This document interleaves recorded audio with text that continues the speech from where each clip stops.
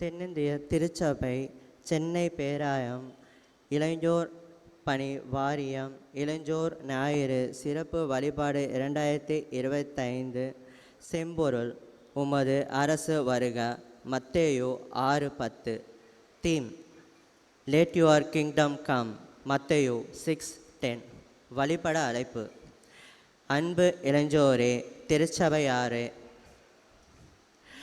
நீதி, விடுதலை, சமத்துவம், சகோதரத்துவம் நிறைந்த இளைஞரின்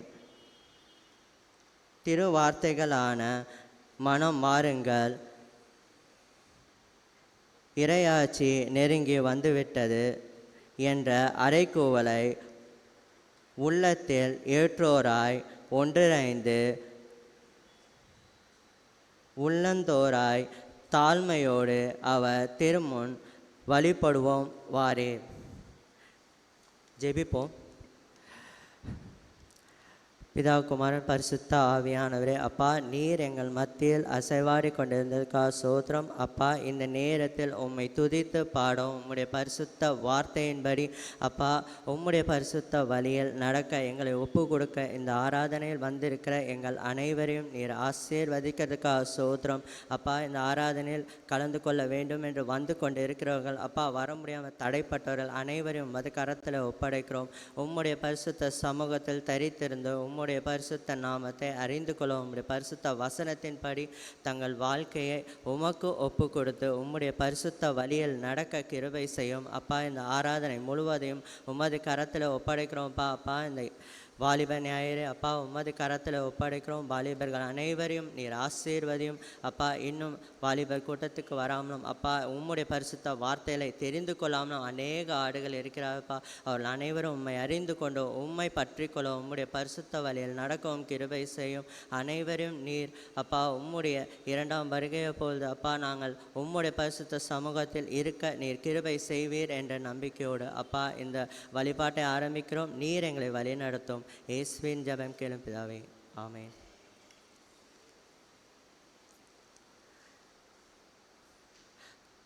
ஆராதனை முதல் பாடலாக 397 நல்மீட்பர் பச்சம் அந்த பாடலை பாடுவோம்.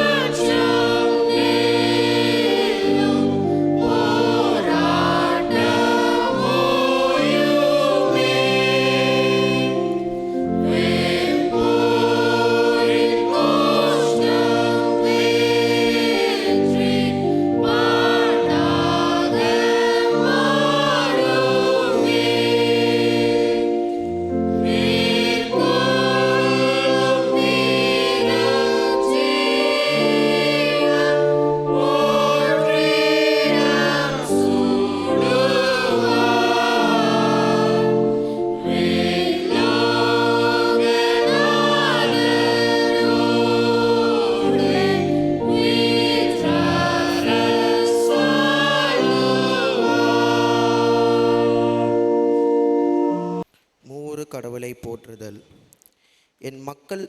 என் மக்கள் படும் துன்பத்தை என் கண்களால் அவர்களின் கூக்குரலை கேட்டேன். அவர்களின் துயரங்களை நான் அறிவேன் என அரசர்களை எதிர்த்து, ஒடுக்குகின்ற ஆட்சி முறையை எதிர்த்து, அடிமைகளின் கடவுளாய் பாதிக்கப்பட்ட மக்களோடு உடன் நின்று போராடிய விடுதலையாளராம் எம் பெற்றோராம் கடவுளே, உம்மை போற்றுகிறோம். போய் அந்த நரியிடம் கூறுங்கள் என எதேச்சி அதிகார அரசை கண்டித்து, உங்களில் பெரியவராக இருக்க விரும்புபவர் தொண்டராக இருக்கட்டும், முதன்மையாளராக இருக்க விரும்புபவர் அனைவருக்கும் பணியாளராக இருக்கட்டும் எனவும், ஆளுமை என்பது தொண்டு அல்ல, தொண்டு ஆற்றவே என ஆட்சி அதிகாரத்திற்கு சாட்டை அடியாய் இறையாட்சியின் புதிய தகவுகளை கற்றுத்தந்து, சமத்துவம் தலைத்தோங்க தன்னையே ஈந்தளித்த குமாரனாம் கடவுளே, உம்மை போற்றுகிறோம். இறையாட்சி என்பது நீதி, அமைதி, மகிழ்ச்சியின் அடிப்படையிலானது. இந்த தகவுகள் சிதையுற்று, சமூக நீதி அழிவுற்று, சாதி மத பாலின ஆதிக்கங்கள் தலைவிரித்தாடும் சூழலில் சகோதரத்துவ அன்பு மலர எம்மை தொடர்ந்து சகல உண்மைக்குள்ளும் வழி நடத்த துணை செய்யும் தூய ஆவியரே, உம்மை போற்றுகிறோம். பிழை உணர்த்தல். உங்களில் குற்றமில்லாதோர் முதலில் கல்லெறியற்றும் என பாதிக்கப்பட்டோரின் சற்பாலராய் நின்று அடிப்படைவாதத்தை எதிர்த்து பேசின எம் இறைவா, இன்றைக்கும் திருச்சபையில், சமுதாயத்தில், சமூக வலைதளத்தில் பரிசெய்ய சதுசெய்ய மனநிலை கொண்ட பழமைவாதிகள் போல் இளையோரான நாங்களும் சாதி மத பாலின தூய்மைவாத பெருமைகளை பேசி திரிகின்றோம். எங்கெல்லாம் முடியுமோ அங்கெல்லாம் ஆன்மீக போர்வையால் அடிப்படைவாத குப்பைகளை விதைத்து பாதிப்புகளை ஏற்படுத்துகின்றோம். இறையாட்சியின் தகவலை முற்றுமாக சிதைக்கின்றோம். இவ்வாறான எங்களில்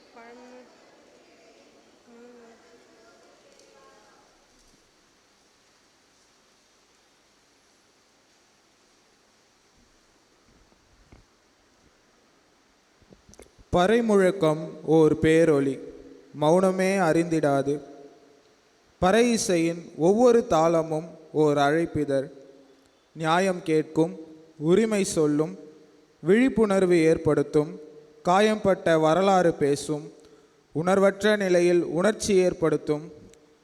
இப்படி நியாயம் கேட்க, உரிமை சொல்ல, விழிப்புணர்வு ஏற்படுத்த, ஆதிக்க சக்திகளை அமல்படுத்த, உணர்விழந்தோரை உணர்வூட்ட, இறையாட்சியின் கட்டுமான பணி செய்ய இளையோராய் நாங்கள் தெரிந்து கொள்ளப்பட்டோம். ஆனால் இன்று நீதியற்ற சமூகத்தில், உரிமை மறுக்கப்பட்ட சூழ்நிலையில் வேடிக்கை பார்க்கிறவர்களாக, பாதுகாப்பு வலைத்தளத்தில் நிற்கிறவர்களாக வாய் திறவாமல் மௌனம் காக்கிறோம். இத்தகைய எங்கள் இழிநிலையை எண்ணி மனம் வருந்துகிறோம் எம் இறைவா. மாறி வரும் காலநிலையில் எல்லாம் உடனுக்குடனும் கைக்கு நெருக்கமாகவும் எதுவும் கிடைக்கும் என்னும் இக்காலச்சூழலில் இளையோரான நாங்கள் வாழ்கின்றோம். போதை பழக்கங்கள், பாலின குற்றங்கள், சைபர் பாவங்கள் போன்ற பழக்கங்களால் எங்கள் வாழ்வினை இழக்கின்றோம். எதிர்காலத்தை கேள்விக்குறியாக்கி நிற்கின்றோம். சாட்சிகளாக வாழ்வு வாழ அழைப்பு பெற்றும் சாபக்கேடான சின்னங்களாயினோம். பெற்றோரின் கனவுகள் சிதைய, அவர்களின் உழைப்பை சுரண்டி தின்று நாளைய வாழ்வை கேள்விக்குறியாக்கி தத்தளிக்கின்றோம். ஆளுகை வருக என பார் முழுங்க அழைக்கப்பட்டோம். ஆனால் நாங்களோ பாதம் தவறி வீழ்ந்து கிடக்கின்றோம். மன்னிப்பையும் மாற்றுருவாக்கத்தையும் அருளும் கடவுள் நீர் என நாங்கள் உணர்ந்து எம் குற்ற பின்னணியில் இருந்து திரும்ப எங்கள் மனம் குத்தப்பட்டு நிற்கிறோம். எம்மை மன்னியும் எம் இறைவா. கடவுள் நம்முடைய அனைத்து மீறலுக்கான கழுவாயும் நம் பிழைகளுக்கான மன்னிப்பின் உறுதியையும் நமக்கு பொழிந்தருளி வாழ்வை நிலைப்படுவதற்கான நாட்களையும் தூய ஆவியரின் அருளையும் அரவணைப்பையும் இன்று நமக்கு நல்லவராக. ஆமீன். தயவுசெய்து சபையர் அமரும் திருமறை பாடங்கள் படிக்க கேட்போம்.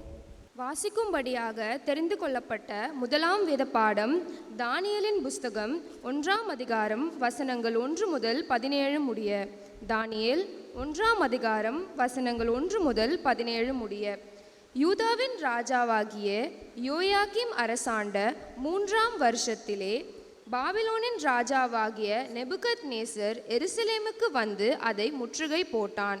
அப்பொழுது ஆண்டவர் யூதாவின் ராஜாவாகிய யோயாக்கீமையும் தேவனுடைய ஆலயத்தின் பாத்திரங்களில் சிலவற்றையும் அவன் கையில் ஒப்பு கொடுத்தார். அவன் அந்த பாத்திரங்களை சினேயார் தேசத்தில் உள்ள தன் தேவனுடைய கோவிலுக்குள் கொண்டு போய் அவைகளை தன் தேவனுடைய பண்டை சாலைகளுக்குள் வைத்தான். அப்பொழுது இஸ்ரவேல் புத்திரருக்குள் ராஜகுலத்தாரிலும் துரை மக்களிலும் யாதொரு மாசும் இல்லாதவர்களும் அழகானவர்களும் சகல ஞானத்திலும் தேறினவர்களும் அறிவில் சிறந்தவர்களும் கல்வியில் நிபுணரும் ராஜாவின் அரண்மனையிலே சேவிக்க திறமை உள்ளவர்களும் ஆகிய சில வாலிபரை கொண்டு வரவும் அவர்களுக்கு கல்தேயர் எழுத்தையும் பாஷையும் கற்றுக் கொடுக்கவும் ராஜா தன் பிரதானிகளின் தலைவனாகிய அஸ்பெனேசுக்கு கற்பித்தான். ராஜா தான் உண்ணும் போஜனத்திலேயும் தான் குடிக்கும் திராட்சரசத்திலேயும் தினம் ஒரு பங்கை அவர்களுக்கு நியமித்து அவர்களை 3 வருஷம் வளர்க்கவும் அதன் முடிவில் அவர்கள் ராஜாவுக்கு முன்பாக நிற்கும்படி செய்யவும் கட்டளையிட்டான். அவர்களுக்கு யூத புத்திரராகிய தானியேல், அனேனியா, மிஷாவேல், அசேரியா என்பவர்கள் இருந்தார்கள். பிரதானிகளின் தலைவன் தானியேலுக்கு பெல்தேஷாஸ்தார் என்றும், அனேனியாவுக்கு சாத்ராக் என்றும், மிஷாவேலுக்கு மேஷாக் என்றும், அசேரியாவுக்கு ஆபேத்நேகோ என்றும் மறுபெயரிட்டான். தானியேல் ராஜாவின் போஜனத்திலும் அவன் பானம் பண்ணும் திராட்சரசத்தினாலும் தன்னை தீட்டுப்படுத்தலாகாதென்று தன் இருதயத்தில் தீர்மானம் பண்ணிக்கொண்டு தன்னை தீட்டுப்படுத்தாதபடி பிரதானிகளின் தலைவனிடத்தில் வேண்டிக் கொண்டான். தேவன் தானியேலுக்கு பிரதானிகளின் தலைவனிடத்தில் தயவும் இரக்கமும் கிடைக்கும்படி செய்தார். பிரதானிகளின் தலைவன் தானியேலை நோக்கி, உங்களுக்கு போஜனத்தையும் பானத்தையும் குறித்திருக்கிற ராஜாவாகிய என் ஆண்டவனுக்கு நான் பயப்படுகிறேன். அவர் உங்களோடொத்த வாலிபரின் முகங்களை பார்க்கிலும் உங்கள் முகங்கள் வாடி போனவைகளாக காணப்பட வேண்டியதென்ன? அதனால் ராஜா என்னை சிரசேதம் பண்ணுவாரே என்றார். அப்பொழுது பிரதானிகளின் தலைவனாலே தானியேல், அனேனியா, மிஷாவேல், அசேரியா என்பவர்கள் மேல் விசாரிப்புக்காரனாக வைக்கப்பட்ட மேல்ஷார் என்பவனை தானியேல் நோக்கி, 10 நாள் வரைக்கும் உமது அடியாரை சோதித்து பாரும். எங்களுக்கு புசிக்க பருப்பு முதலான மரக்கறிகளையும் குடிக்க தண்ணீரையும் கொடுத்து எங்கள் முகங்களை ராஜபோஜனத்தில் புசிக்கிற வாலிபருடைய முகங்களையும் ஒத்துப்பாரும். பின்பு நீர் காண்கிறபடி உமது அடியாருக்கு செய்யும் என்றான். அவன் இந்த காரியத்திலே அவர்களுக்கு செவி கொடுத்து 10 நாள் அளவும் அவர்களை சோதித்து பார்த்தான். 10 நாள் சென்ற பின்பு ராஜபோஜனத்தை புசித்த எல்லா வாலிபரை பார்க்கிலும் அவர்கள் முகம் கலை உள்ளதாயும் சரீரம் புஷ்டி உள்ளதாயும் காணப்பட்டது. ஆகையால் மேல்ஷார் அவர்கள் புசிக்க கட்டளையான போஜனத்தையும் அவர்கள் குடிக்க கட்டளையான திராட்சரசத்தையும் நீக்கி வைத்து அவர்களுக்கு பருப்பு முதலானவைகளை கொடுத்தான். இந்த 4 வாலிபருக்கும் தேவன் சகல எழுத்திலும் ஞானத்திலும் அறிவிலும் சாமர்த்தியத்தையும் கொடுத்தார். தானியேலை சகல தரிசனங்களையும் சொப்பனங்களையும் அறியத்தக்க அறிவுள்ளவனாக்கினார். வாசிக்கும்படியாக தெரிந்து கொள்ளப்பட்ட முதலாம் வேத பாடம் வாசித்து முடிந்தாயிற்று. தேவனே உமக்கே மகிமை உண்டாவதாக. ஆமேன்.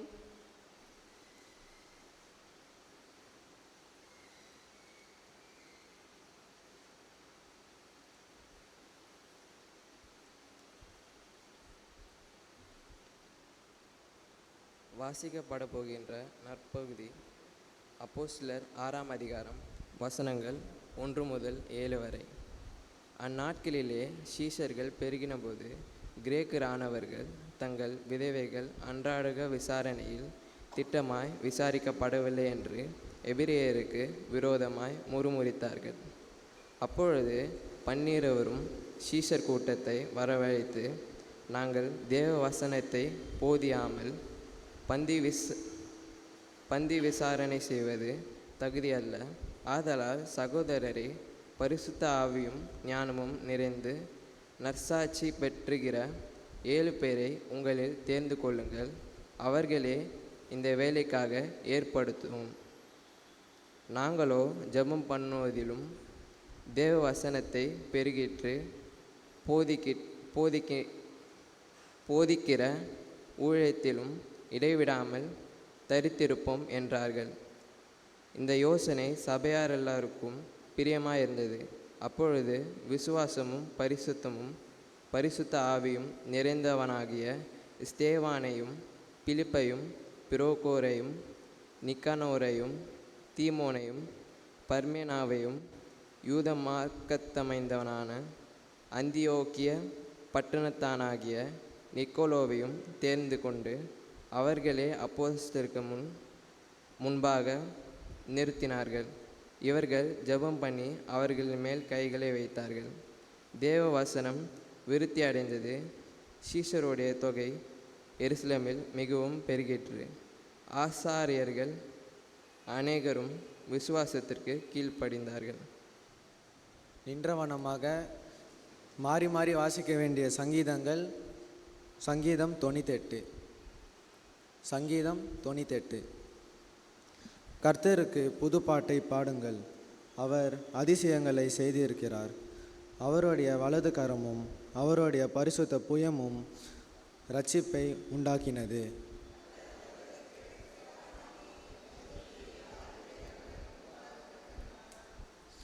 அவர் இஸ்ரவேல் குடும்பத்துக்காக தமது கிருபையையும் உண்மையையும் நினைவு கூர்ந்தார். பூமியின் எல்லைகளெல்லாம் நமது தேவனுடைய இரட்சிப்பை கண்டது.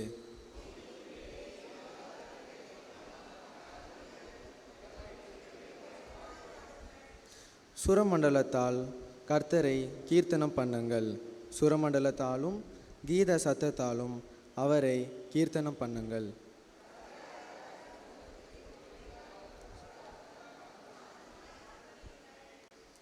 சமுத்திரமும் அதன் நிறைவும் பூச்சக்கரமும் அதன் குடிகளும் முழங்குவதாக.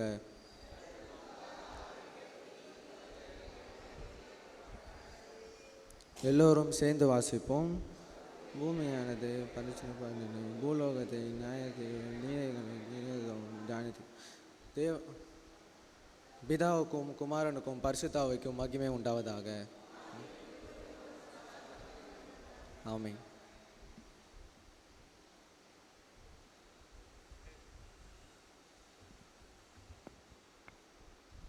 வாசிக்க வேண்டிய தெரிந்து கொள்ளப்பட்ட நற்செய்தி பாடம் யோவான் 1ஆம் அதிகாரம் 35 முதல் 42 வரை.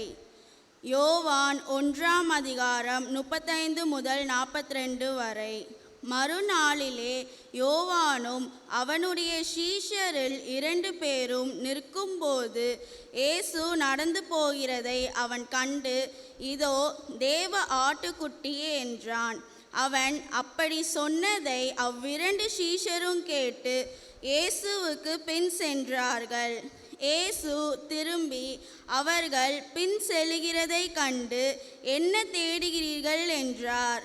அதற்கு அவர்கள், ரபி, நீர் எங்கே தங்கியிருக்கிறீர் என்று கேட்டார்கள். ரபி என்பதற்கு போதகரே என்று அர்த்தமாம். அவர் வந்து பாருங்கள் என்றார். அவர்கள் வந்து அவர் தங்கியிருந்த இடத்தை கண்டு அன்றைய தினம் அவ்விடத்தில் தங்கினார்கள். அப்பொழுது ஏறக்குறைய 10 மணி வேளையாயிருந்தது. யோவான் சொன்னதை கேட்டு அவருக்கு பின் சென்ற 2 பேரில் ஒருவன் சீமோன் பேதுருவின் சகோதரனாகிய அந்திரேயா என்பவன். அவன் முதலாவது தன் சகோதரனாகிய சீமோனை கண்டு, மேசியாவை கண்டோம் என்று சொன்னான். மேசியா என்பதற்கு கிறிஸ்து என்று அர்த்தமாம். பின்பு அவனை இயேசுவினிடத்தில் கூட்டிக் கொண்டு வந்தான். இயேசு அவனை பார்த்து, நீ யோனாவின் மகனாகிய சீமோன், நீ கேபா எனப்படுவாய் என்றார். கேபா என்பதற்கு பேதுரு என்று அர்த்தமாம்.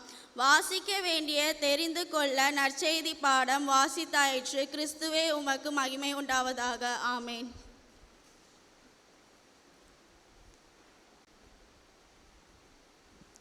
நாம் அனைவரும் நின்றவனமாக பாடல் எண் 513 என்ற பாடலை பாடும்போது முதலாம் காணிக்கை சேகரிக்கப்படும்.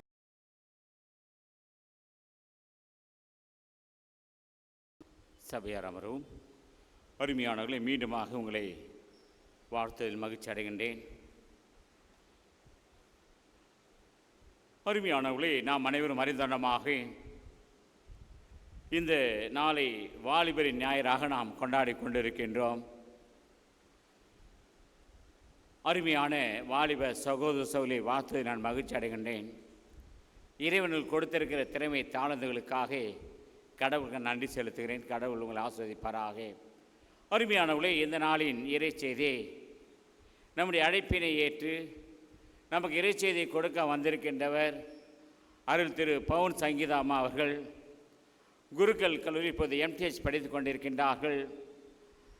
தமிழ்நாடு இறையியல் கல்லூரியில் நான் 3ஆம் ஆண்டு படிக்கும்போது 1000 அவர்கள் 1ஆம் ஆண்டு படித்தார்கள். சிறந்த பேச்சாளர், நல்ல அருளையாளர். அப்பொழுதே ஆங்கிலத்தை சிறப்பாக மொழிபெயர்க்கக்கூடியவர்கள். நான் எழுதிய தீசஸ் கூட அதிகமான அவருடைய பங்களிப்பு இருந்தது. இப்பொழுது அவர்கள் உள்ளகரம் சிஎஸ்ஏ உள்ளகரம் ஆலயத்தில் ஆயராக, இவருடைய கணவர் அருள் திரு இம்மானுவேல் அவர்களும் ஆயராக இருக்கின்றார்கள். கணவன் மனைவி இருவராக இறைப்பணி ஆற்றிக் கொண்டிருக்கின்றார்கள்.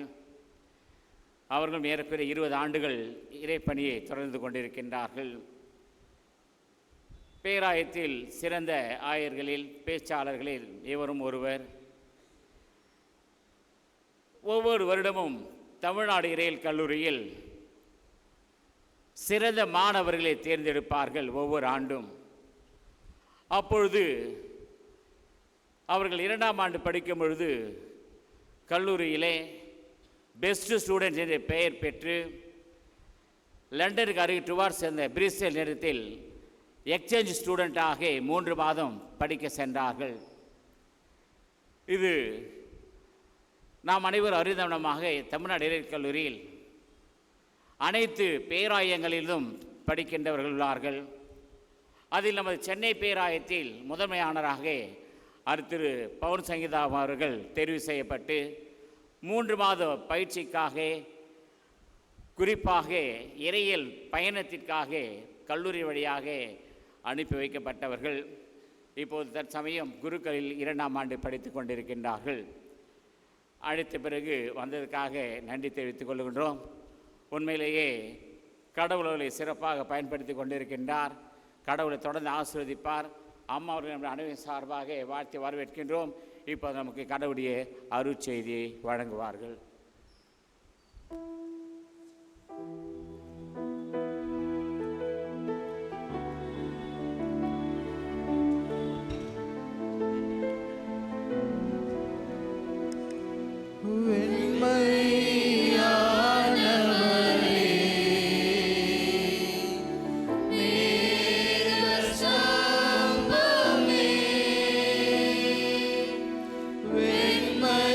வெண்மையான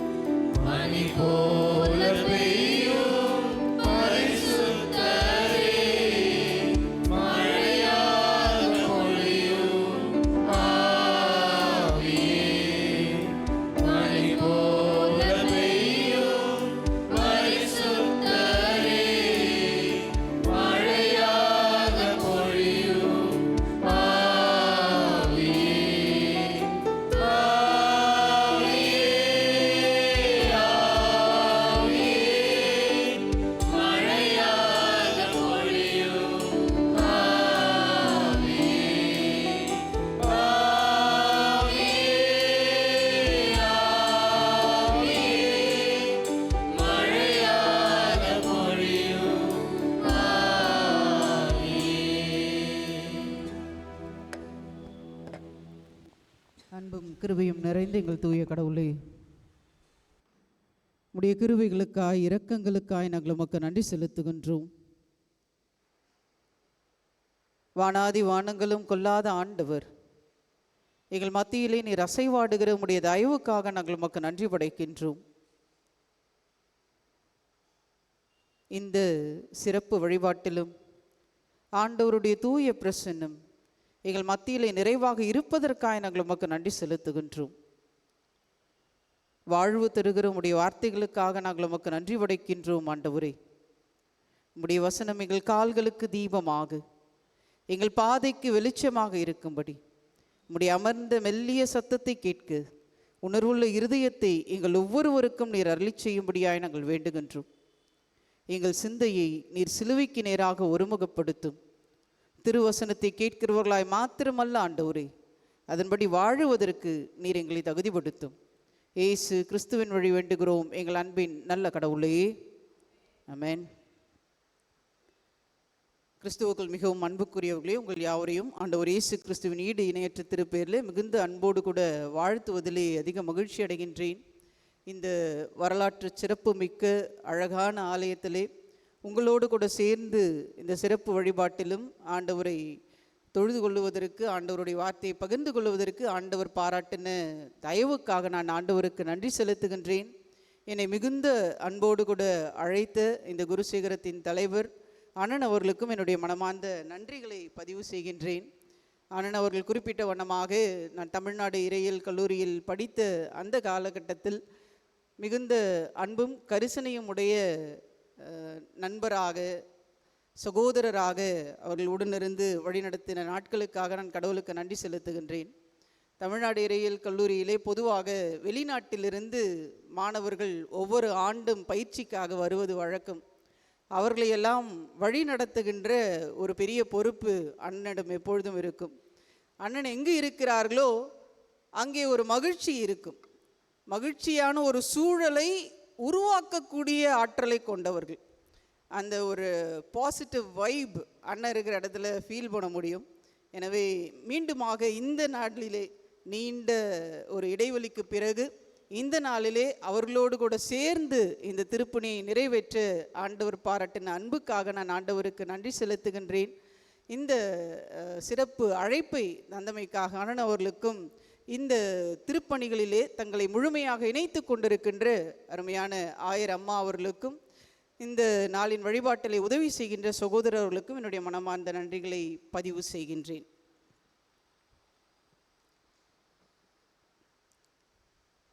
இளையோர் சிறப்பு வழிபாடாக இந்த வழிபாட்டை நமக்கு மிக நேர்த்தியாக நடத்தி கொடுத்து கொண்டிருக்கின்ற இந்த நாளின் நாயகர்கள், நாயகிகள் யாவருக்கும் என்னுடைய சிறப்பான வாழ்த்துக்களை பதிவு செய்வதிலே அதிக மகிழ்ச்சி அடைகின்றேன்.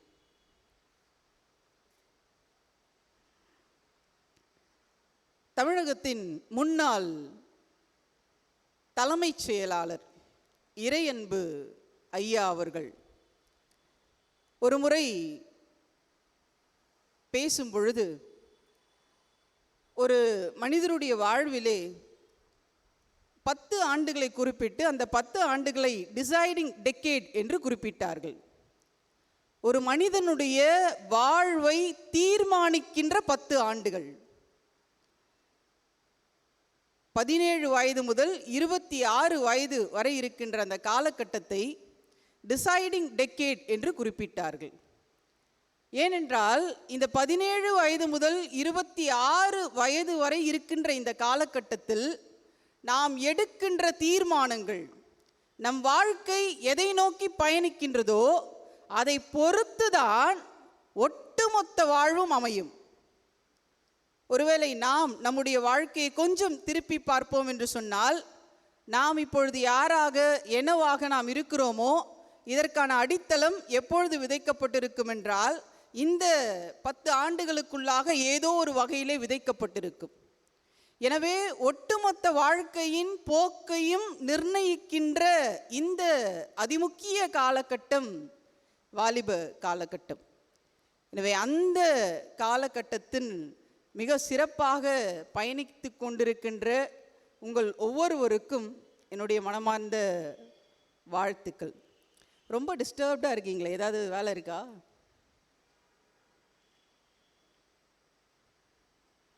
உங்கள் ப்ரோக்ராம்ஸ் உங்களுக்கு டைம் இருக்கும். Okay, you can take your time. Okay, this is my time. Thank you. ஒருவேளை நாம் படிக்க கேட்ட இந்த பழைய ஏற்பாட்டு பகுதி தானியேல் நூலை மையமாக வைத்து உங்களோடு கூட சில காரியங்களை பகிர்ந்து கொள்ள நான் ஆசிக்கின்றேன். இந்த தானியேல் நூல் நான் சொன்னது போல வாழ்க்கையினுடைய மிக முக்கிய காலகட்டத்தில் தானியேல், அனனியா, மிசாவேல், அசரியா இருக்கின்றார்கள். அந்த காலகட்டத்தில் அவர்கள் வாழ்க்கையில் நடந்த நிகழ்வுகள் இன்றும் நமக்கு பாடமாக அமைந்திருக்கின்றன.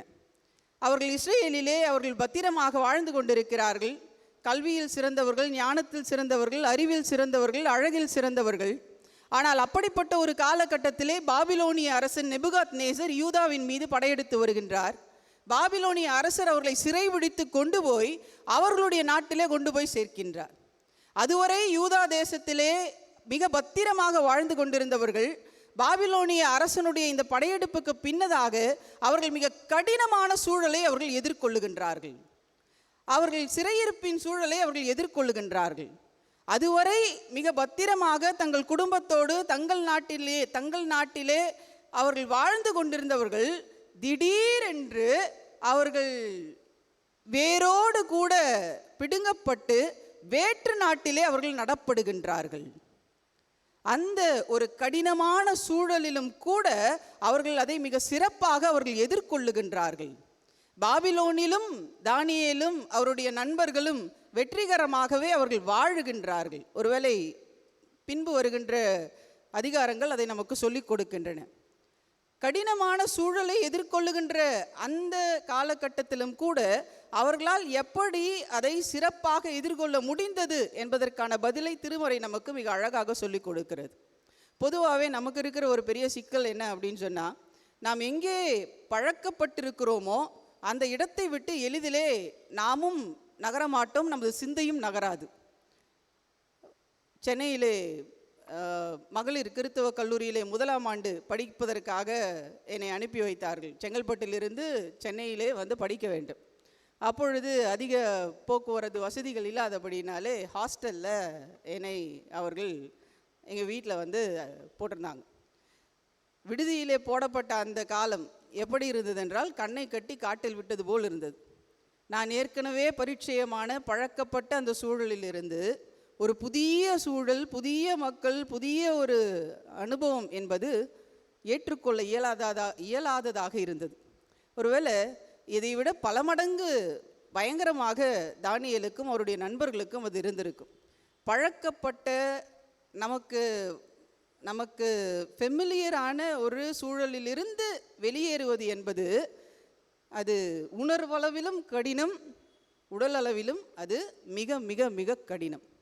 ஆனால் இந்த சூழலை தானியேலும் அவருடைய நண்பர்களும் மிக சிறப்பாக அவர்கள் கையாளுகிறார்கள். எப்படி என்று சொன்னால், திருமறை மிக அழகாக சொல்லுகின்றது.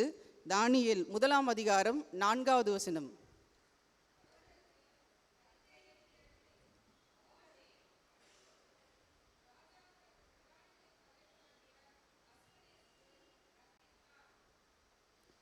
நான்காம் வசனம். அக்கட்டளைப்படி அவர்கள் உடல் ஊனமற்ற, அழகுமிக்க, ஞானத்தில் தேர்ச்சி பெற்ற, அறிவில், உணர்வில், கல்வியில் சிறந்தவர்களாக அவர்கள் இருக்க வேண்டும் என்பது. இதில் ஒரே ஒரு வார்த்தை, கல்வியில் அவர்கள் சிறந்தவர்கள் என்பதுதான். பொதுவாக யூத சிறுவர்களுக்கு, சிறுவனோ அல்லது சிறுமியோ, அவர்கள் சிறு வயதில் இருக்கும்போது இருந்தே அவர்களுக்கு திருச்சட்டம் என்பது மிக நேர்த்தியாக கற்றுக் கொடுக்கப்பட்டது. அந்த கல்வியிலே அவர்கள் மிக சிறந்து அவர்கள் விளங்கினார்கள், அதிலே அவர்கள் வளர்க்கப்பட்டார்கள்.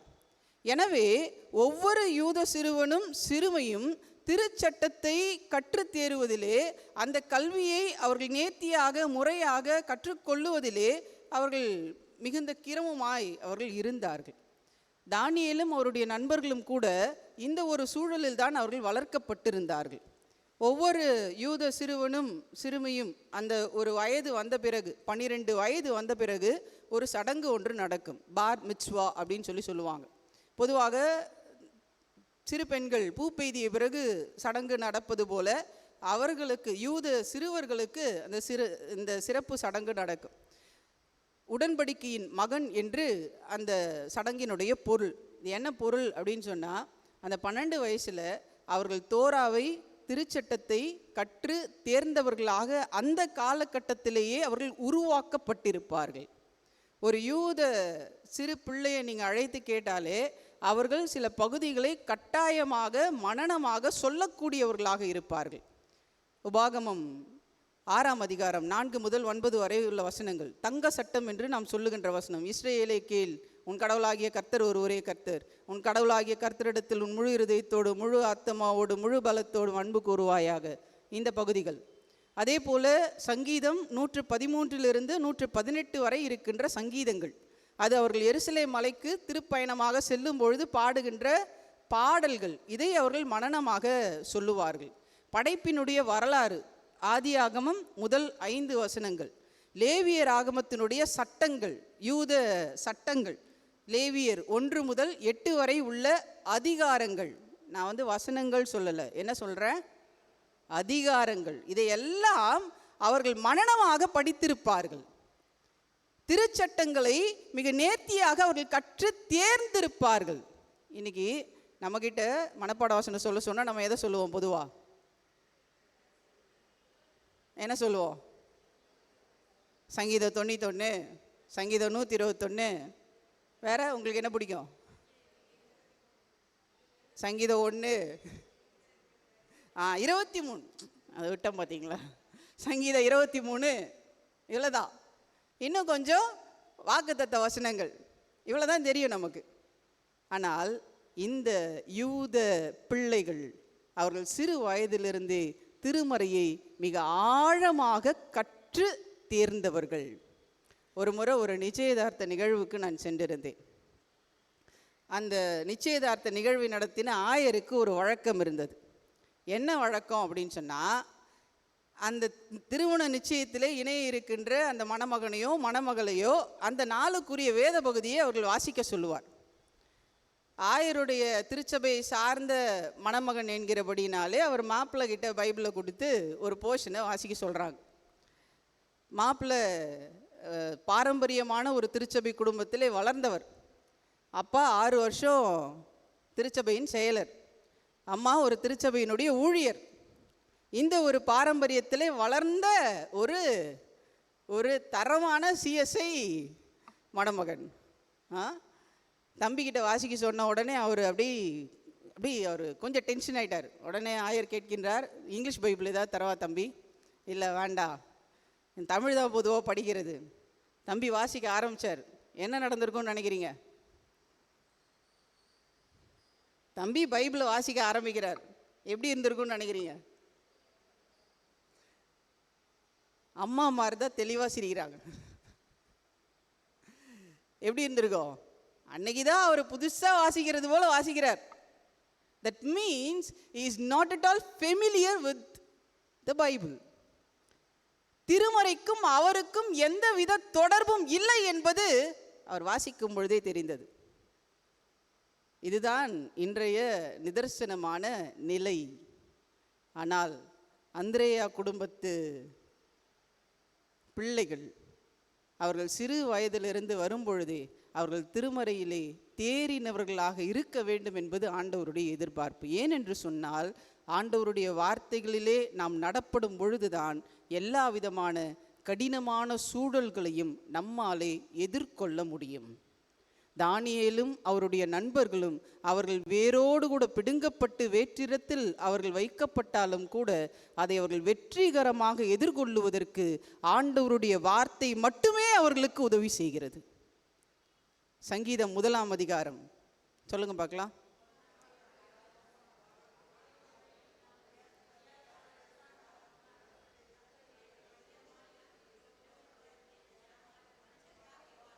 அப்புறம் 2வது வசனம். நில்லுங்க நம்ம அவங்க ஒரு ஆர்வமாக இருக்காங்க சொல்கிறதுக்கு. சொல்லுங்க பார்க்கலாம், எல்லாம் சேர்ந்தே சொல்லுங்க. 2வது வசனம்.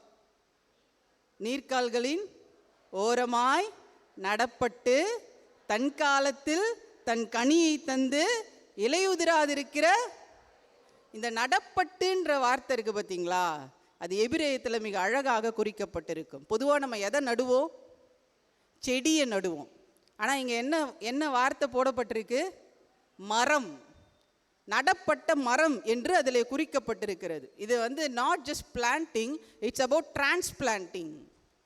எபிரேய வார்த்தை அதற்கு கொடுக்கின்ற சரியான பொருள் டிரான்ஸ்பிளான்ட். ஒரு இடத்திலே மரமாக ஏற்கனவே வேரூன்றி வளர்ந்த ஒன்றை அப்படியே வேரோடு பிடுங்கி வேறொரு இடத்திலே நடுவது என்பது அது எத்துணை கடினம்.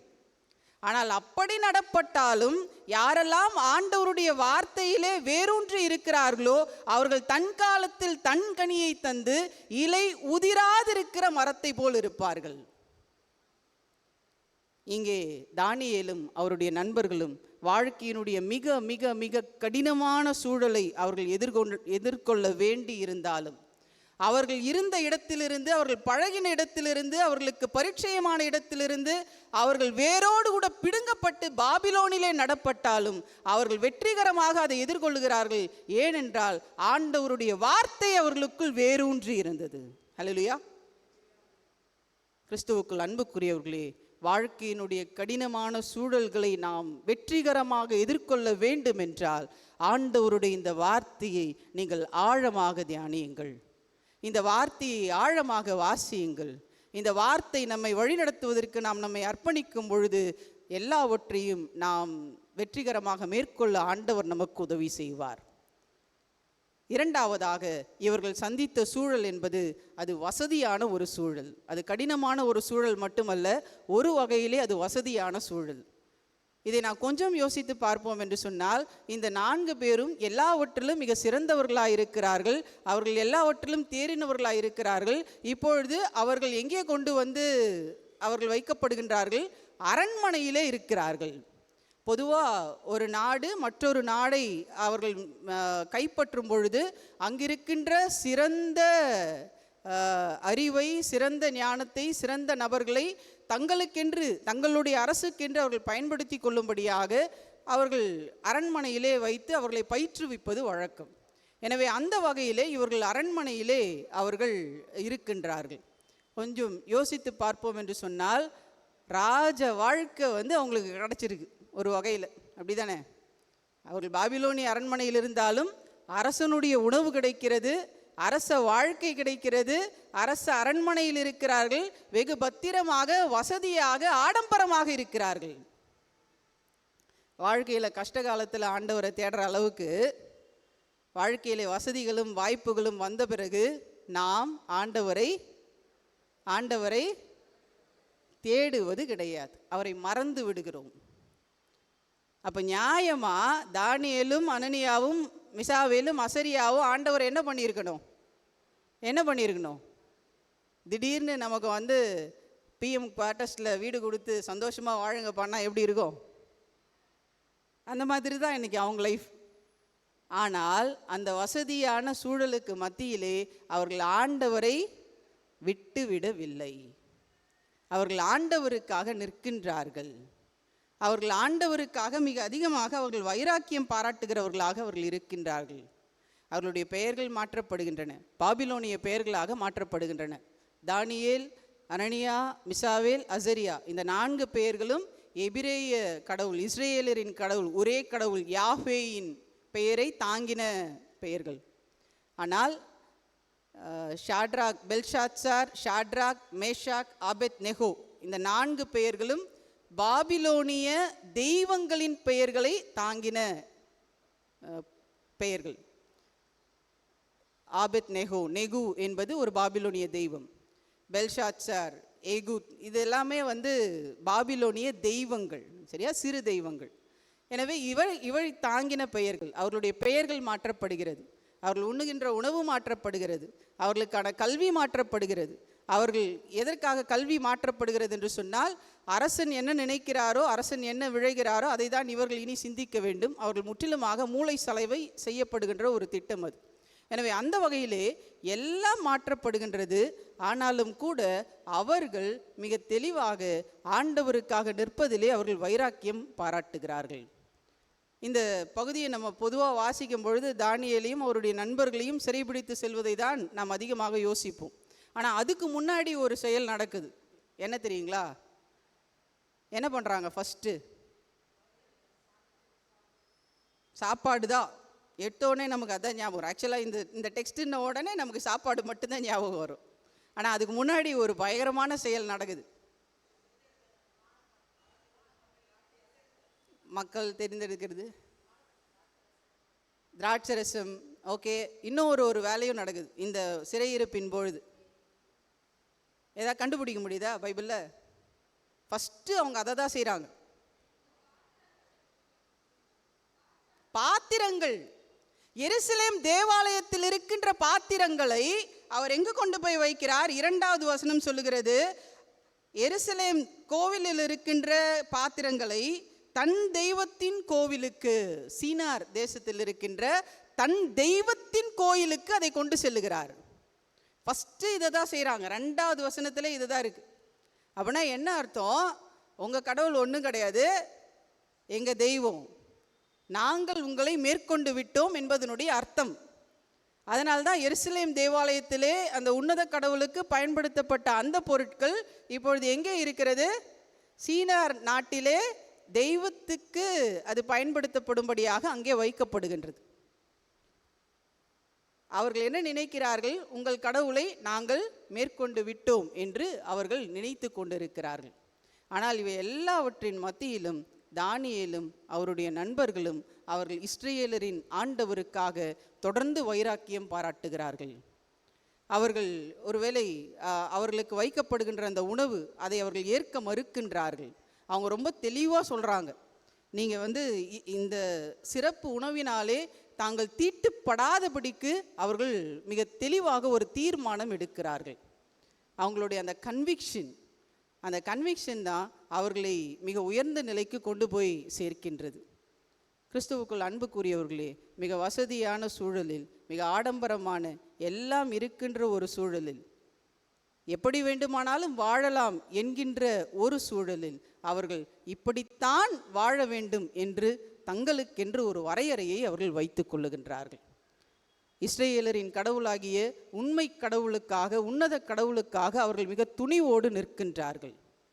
If you stand for God, God will stand for you. நீங்கள் கடவுளுக்காக நிற்பீர்கள் என்றால் கடவுள் உங்களுக்காக நிற்பார். அதனால்தான் இவர்கள் இங்கு ஆண்டவருக்கென்று நின்றபடியினால்தான் பின் அவர்கள் அது எரிகிற அக்கினி சூளையோ அல்லது சிங்கக்கெபியோ எல்லாவற்றையும் அவர்கள் மிக வெற்றிகரமாக அதிலிருந்து அவர்கள் வெளியே வருகின்றார்கள். ஒரு மனுஷனுடைய பர்சனாலிட்டியை பற்றி சொல்லும் பொழுது 2 விஷயம் சொல்லுவாங்க.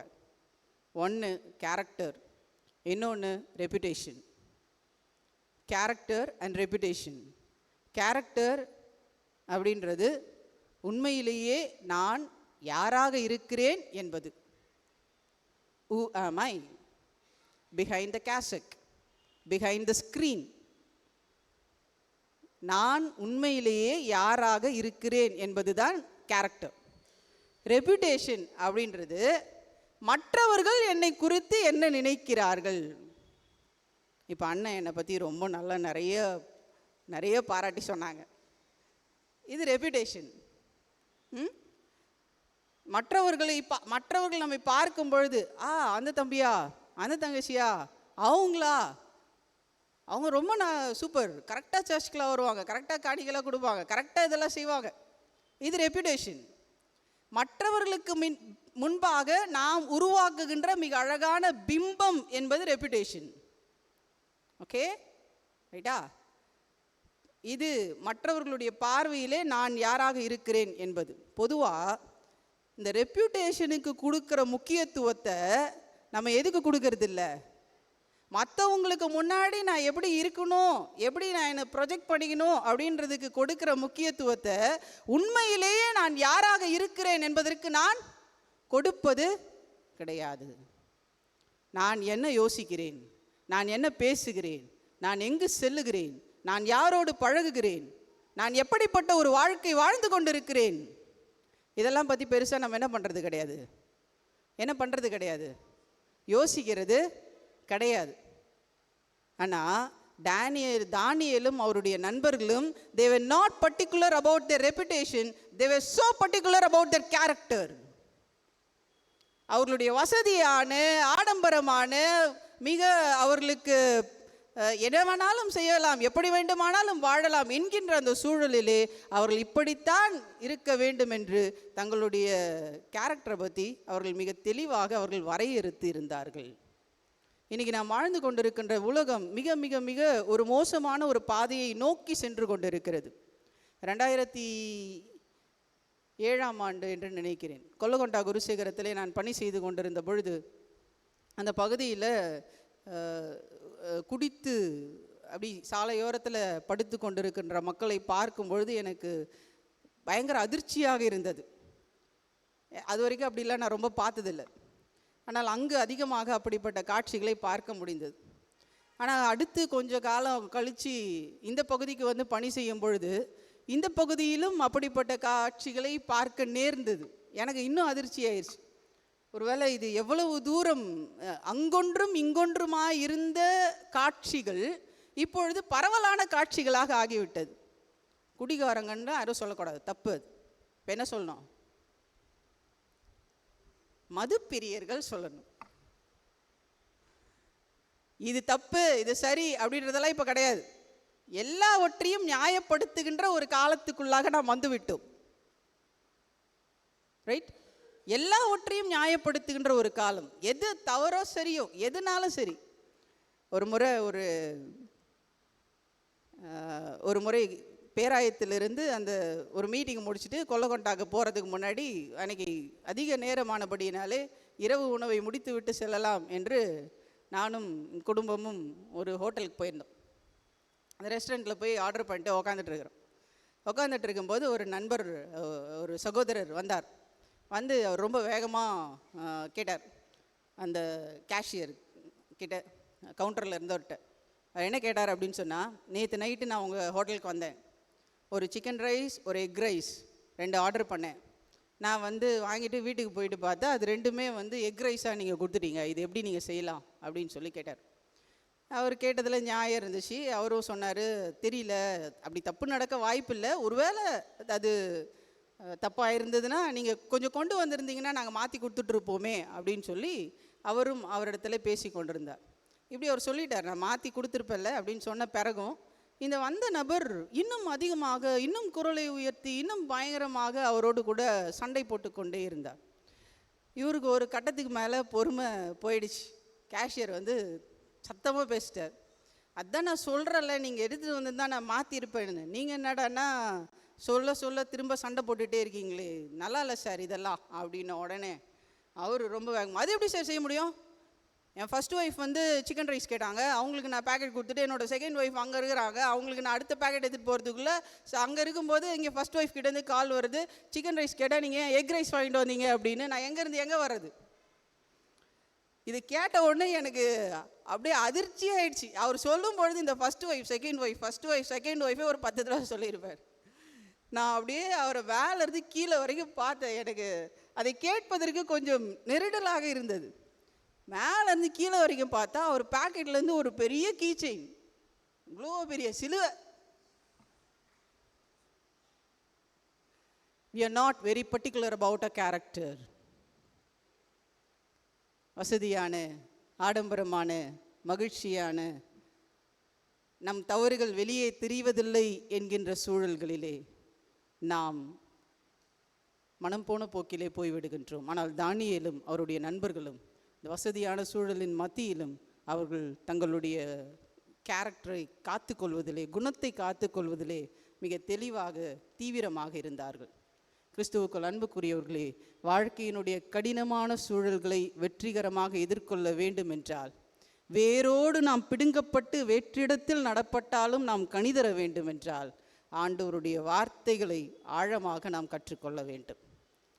வசதியான பத்திரமான சூழல்களின் மத்தியிலும் நாம் ஆண்டவரை தேடுவோம் என்றால் மட்டுமே நம்முடைய குணத்தை நம்மாலே காத்துக்கொள்ள முடியும்.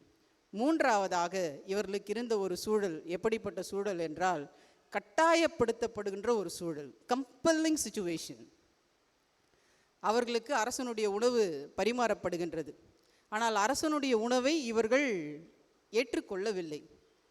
சாப்பிட்றதுல என்ன பெருசாக ஆகிட போகுது அப்படின்னு சொன்னால், அந்த உணவு எங்கிருந்து வருகிறது என்றால், பொதுவாக அரசருக்கு கொடுக்கப்படுகின்ற அந்த சிறப்பு உணவுகள் அந்த தெய்வங்களினுடைய கோயில்களிலே மிக பிரத்யேகமாக தயாரிக்கப்பட்ட உணவுகளாக இருக்கும்.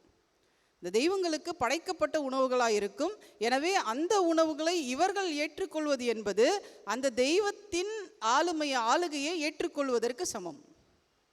அதே போல யூதர்களை பொறுத்த மட்டிலே அவர்களுக்கு இதைத்தான் உண்ண வேண்டும், இப்படித்தான் உண்ண வேண்டும், இந்த உணவு இப்படித்தான் சமைக்கப்பட வேண்டும், அப்படி என்று பல சட்டங்கள் உண்டு. பெஷர் என்று சொல்லுவார். அந்த சட்டங்களுக்கு உட்பட்டு இந்த உணவுகள் தயாரிக்கப்படுமா என்றால் இல்லை. எனவே தங்களுடைய சமய நம்பிக்கைக்கு, தங்களுடைய அந்த கலாச்சாரத்துக்கு முற்றிலும் மாறுபட்ட ஒன்று அவர்கள் மீது திணிக்கப்படும் பொழுது அதை அவர்கள் ஏற்க மறுக்கிறார்கள்.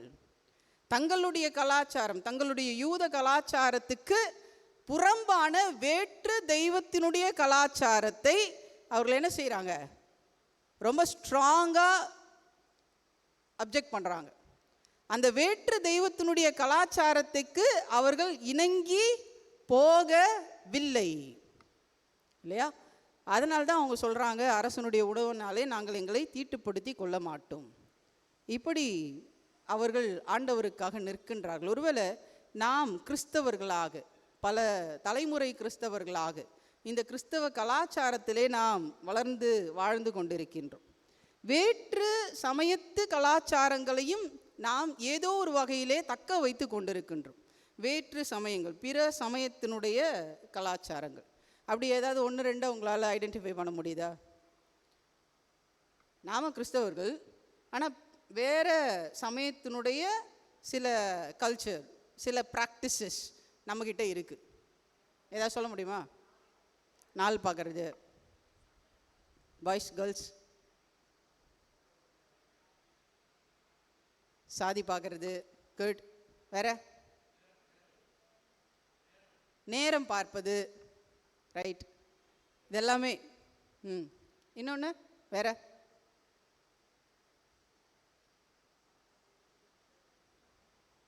வேற ஆர்த்தி எடுக்கிறது. ஓகே.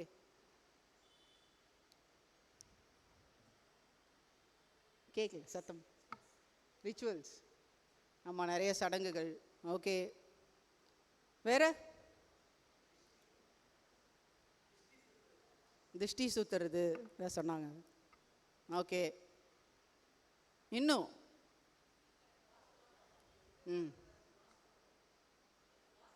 வாஸ்து பார்க்கறது. ஸ்ட்ரைக்கே அவ்வளோ பார்த்தீங்களா? அந்த அளவுக்கு நம்ம உள்ளே போயிட்டுருக்கோம். இதெல்லாம் உங்களுக்கு தோணுது, ஓகே, இதெல்லாம் தப்பு, இதெல்லாம் தோணுது, ஓகே.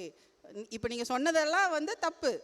அது சாதி ஆகட்டும், வாஸ்து ஆகட்டும், நேரமாகட்டும், சடங்காகட்டும், இதெல்லாம் நமக்கு மனசுக்குள்ளே எங்கேயோ ஒரு இடத்துல படுது. நம்ம இதெல்லாம் செய்கிறோம், இதெல்லாம் தப்பு அப்படின்ற இது இருக்குது. ஆனால் நான் நினைக்கிறது இன்னும் கூட உங்களுக்கு ஸ்ட்ரைக் ஆகலைன்னா, எதுக்காக சொல்கிறேன்னா, அந்த அளவுக்கு நாம் அந்த கலாச்சாரத்துக்கு உள்ளாக சென்று கொண்டு இருக்கிறோம். ஒன்றும் இல்லை, கல்யாணத்துக்கு பொழுது நான் வாங்குகின்ற டௌரி, வரதட்சணை, ஆண்டவருடைய வார்த்தை என்ன சொல்லுகிறது? யார் யாருக்கு கொடுத்தாங்க வரதட்சணை? இதில் ஆபரணங்கள் யார் யாருக்கு கொடுத்தாங்க? ஈசாக்கு, ரெபேக்கா கொடுத்துருக்கிறாங்க. யூத கலாச்சாரம், திருமறையின் கலாச்சாரம் என்ன சொல்லுகிறது? யார் யாருக்கு கொடுக்குறாங்க? மணமகன் மணப்பெண்ணுக்கு தருகிறார்கள். ஆனால் நம்முடைய சமூகத்து கலாச்சாரம், பிற சமய கலாச்சாரம் நமக்கு என்ன சொல்லி கொடுத்துருக்கிறது? எவ்வளோ அமைதியாக இருக்கிறாங்க பாருங்க எங்க ஆளுங்க. தெளிவு இல்லை? யார் யாருக்கு கொடுக்குறாங்க? இது திருமறைக்கு புறம்பான ஒன்று அப்படின்னு நம்ம என்ன பண்ணுறதில்ல, பெருசாக யோசிப்பது இல்லை. ஆனால் தானியேலும் அவருடைய நண்பர்களும் தங்களுடைய யூத நம்பிக்கைக்கு கடவுளின் மீது தங்களுக்கு இருந்த ஆழமான விசுவாசத்துக்கு எதிராக வேறு எது அவர்கள் மீது திணிக்கப்பட்டாலும் அதை அவர்கள் ஏற்றுக்கொள்ளாமல் அதை அவர்கள் மறுக்கின்றவர்களாயிருந்தார்கள். அவர்கள் கட்டாயப்படுத்தப்பட்ட அந்த சூழ்நிலையிலும் கூட அதற்கு அவர்கள் இணங்கி போகாதவர்களாக அதை எதிர்த்து நிற்கிறவர்களாக இருந்தார்கள். தீமையை எதிர்க்கின்றவர்களாக நாம் இருப்பதற்கு ஆண்டவர் நம்மை அழைத்திருக்கின்றார். நிறைவாக ஒன்றை சொல்லி நான் முடிக்கின்றேன். பொதுவாக இந்த அணைக்கட்டு பகுதிகளுக்கு நாம் செல்வோம் என்று சொன்னால் மேலிருந்து தண்ணீர் மிக வேகமாக பாய்ந்து வரும். அந்த மேலிருந்து கீழே அது ஃபோர்ஸாக விழுற இடத்துல நீங்கள் கொஞ்சம் கூர்ந்து கவனிப்பீர்கள் என்றால் 2 கூட்ட மீன்களை உங்களால் பார்க்க முடியும். ஒரு கூட்ட மீன்கள் அந்த தண்ணீரோடு சென்று கொண்டிருக்கும். மற்றொரு கூட்ட மீன்கள் அந்த மிக மிக வேகமாக வருகின்ற அந்த தண்ணீருக்கு எதிராக அது போராடி கொண்டிருக்கும், நீந்தி போராடி கொண்டிருக்கும். சின்ன சின்ன சின்ன மீன்கள், ஆனால் அந்த தண்ணீருக்கு எதிராக அது போவதற்கு முயற்சி செய்து கொண்டிருக்கும். நாம் இன்னும் கொஞ்சம் உத்து பார்ப்போம் என்றால் இந்த தண்ணீரோடு செல்லுகின்ற மீன்கள் எல்லாம் செத்த மீன்களாக இருக்கும். எந்த மீனெல்லாம் அந்த தண்ணீருக்கு எதிராக போராடுகின்றதோ அந்த மீன்கள் எல்லாம் தான் உயிருள்ள மீன்களாக இருக்கும். இன்று உயிருள்ள ஒரு விசுவாசத்தை நாம் காத்து கொள்வதற்கு நாம் ஆண்டவரினாலே அழைக்கப்பட்டு இருக்கிறோம். இந்த சமூகம் எந்த போக்கில் போகிறதோ, இந்த நீரோட்டம் எந்த போக்கில் போகிறதோ அந்த போக்கிலெல்லாம் நாம் போய்கொண்டிருப்போம் என்று சொன்னால், தீமையோடு கூட நாம் இணங்கி போய்கொண்டிருப்போம் என்று சொன்னால், கட்டாயப்படுத்தப்படுகிறதுனாலே நாம் தீமையையும் பாவத்தையும் நாம் ஏற்றுக்கொள்வோம் என்று சொன்னால் நாம் செத்த மீன்களாக இருப்போம். ஆனால் ஆண்டவர் நம்மை உயிருள்ள மீன்களாக, நம் விசுவாசம் உயிரோட்டமுள்ள விசுவாசமாக இருக்க வேண்டும் என்று சொல்லி அழைத்திருக்கின்றார். எனவே கிறிஸ்துவுக்குள் மிகவும் அன்புக்குரியவர்களே, இந்த நாளிலே இந்த இளையோர் ஞாயிறை நாம் கொண்டாடுகின்ற இந்த வேளையிலே இந்த சூழல்களை நாம் நம்முடைய மனதிலே கொள்ளுவோம். வாழ்வினுடைய மிக கடினமான சூழல்களையும் நாம் வெற்றிகரமாக எதிர்கொள்வதற்கு ஆண்டவருடைய வார்த்தையை மிக ஆழமாக தியானிப்பதற்கு நாம் நம்மை முழுமையாக அர்ப்பணிப்போம். வாழ்க்கையினுடைய வசதியான மகிழ்ச்சியான சூழ்நிலைகளில் ஆண்டவரை நாம் தொலைத்து விடாதபடி அவருக்காக நாம் நிற்பதற்கு, நம்முடைய கேரக்டரை நாம் தூய்மையாக காத்து கொள்ளுவதற்கு ஆண்டவருடைய கரங்களிலே நாம் நம்மை விட்டு கொடுப்போம். நிறைவாக கட்டாயப்படுத்தப்படுகின்ற சூழல்களுக்கு மத்தியிலும் தீமையோடு நாம் இணங்கி செல்லாதவர்களாக நம் விசுவாசம் உயிரோட்டமுள்ள விசுவாசமாக இருக்க ஆண்டவருடைய வல்ல கரங்களிலே நாம் நம்மை முழுமையாக அர்ப்பணிப்போம். ஆண்டவர் தாமே உங்களையும் நம்மையும் யாவரையும் நிறைவாக ஆசீர்வதித்து வழி நடத்துவாராக. கண்களை மூடி தலைகளை தாழ்த்தி கடவுளை நோக்கி பார்ப்போம். எங்களை நேசிக்கிற அன்பும் கிருபையும் நிறைந்த எங்கள் அல்ல ஆண்டவரே, உடைய வார்த்தைகளுக்காக நாங்கள் உமக்கு நன்றி செலுத்துகின்றோம். தானியேலையும் அவருடைய நண்பர்களையும் போல பழக்கமில்லாத, எங்களுக்கு பரிச்சயம் இல்லாத, அறிமுகம் இல்லாத இடங்களுக்கு நாங்கள் அழைத்து செல்லப்பட்டாலும், அங்கு நாங்கள் நாட்டப்பட்டாலும் நாங்கள் கனி தருகின்றவர்களாய், இலை உதிராதிருக்கின்றவர்களாய் நாங்கள் இருக்கத்தக்கதாக உடைய வார்த்தைகளை கூர்ந்து தியானிக்க நீர் எங்களுக்கு உதவி செய்யும். ஆண்டவரே, எங்களுடைய வாழ்க்கையின் எல்லா சூழல்களுக்கு மத்தியிலும் நாங்கள் உமக்கு முன்பு உண்மையாயிருக்க நீர் எங்களுக்கு கிருபை பாராட்டும். எங்கள் சமூகத்தின் தீமையோடு கூட நாங்கள் இணங்கி செல்லாதபடி எங்கள் விசுவாசம் உயிரோட்டமுள்ள விசுவாசமாயிருக்க ஆண்டவர் நீர் கிருபை தார். இந்த நாளில் உம்முடைய வார்த்தைகளை கேட்ட உம்முடைய பிள்ளைகள் ஒவ்வொருவருக்காய் நாங்கள் உமக்கு நன்றி செலுத்துகிறோம். இந்த திருச்சபையின் மிகப்பெரிய ஒரு ஆசீர்வாதமாக நீர் தந்திருக்கின்ற அருமையான வாலிப சகோதர சகோதரிகள் ஒவ்வொருவருக்காக நாங்கள் உம்மை நன்றியோடு போற்றுகின்றோம். நீர் அவர்களுக்கு தந்திருக்கிற எல்லா தாளந்துகளுக்காக நாங்கள் உமக்கு நன்றி செலுத்துகின்றோம். ஆண்டவரே, உம்மை நோக்கி பார்த்திருக்கிற உம்முடைய பிள்ளைகள் எரிந்து பிரகாசிக்கின்ற விளக்காக, பலவான் கையில் இருக்கின்ற அம்புகளாக, எல்லாரையும் எல்லாவற்றையும் காட்டிலும் உம்மை அதிகமாய் நேசிக்கிறவர்களாக எப்பொழுதும் இருக்க ஆண்டவர் நீர் கிருபை தரும்படியாய் நாங்கள் வேண்டுகின்றோம். ஆண்டவரை தொடர்ந்து கர்த்தாவே, அவர்களுடைய வாழ்வின் எல்லா நிலைகளிலும் அவர்கள் உண்மையே நோக்கி பார்த்திருக்கவும், உடைய வார்த்தையின் வழியே தங்கள் வாழ்க்கையை கட்டவும் நீர் அவர்களுக்கு கிருபை தரும்படியாய் நாங்கள் வேண்டுகின்றோம். இந்த உலகத்தின் எல்லா தீங்குக்கும் பாவங்களுக்கும் அவர்களை நீர் முற்றிலுமாக விலக்கி பாதுகாக்கும்படியாய் நாங்கள் வேண்டுகின்றோம். உடைய வார்த்தைகளை கேட்ட உடைய பிள்ளைகள் ஒவ்வொருவருக்காக நாங்கள் உமக்கு நன்றி செலுத்துகிறோம். ஆண்டவரே, இதோ நாங்கள் தொடர்ந்து கர்த்தாவே உடைய வார்த்தையின்படி வாழ எங்கள் ஒவ்வொருவருக்கும் நீர் கிருபை தாரும். ஆண்டவரே, இந்த நாளிலும் அருமையான ஆயருக்காக அவர்களுடைய குடும்பத்துக்காக நாங்கள் உமக்கு நன்றி செலுத்துகின்றோம்.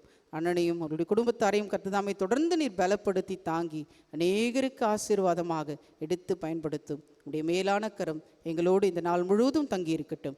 இயேசு கிறிஸ்துவினுடைய வேண்டுகிறோம் எங்கள் அன்பின் நல்ல கடவுளே, ஆமென். நாம் அனைவரும் எழுந்து இப்பொழுது நிச்சயமும் உறுதியுமான நம்பிக்கையினால் நமது அப்போஸ்தல விசுவாச பிரமாணத்தை அறிக்கை செய்வோம். வானத்தையும் பூமியையும் படைத்த சர்வ வல்லமையுள்ள பிதாவாகிய தேவனை விசுவாசிக்கிறேன்.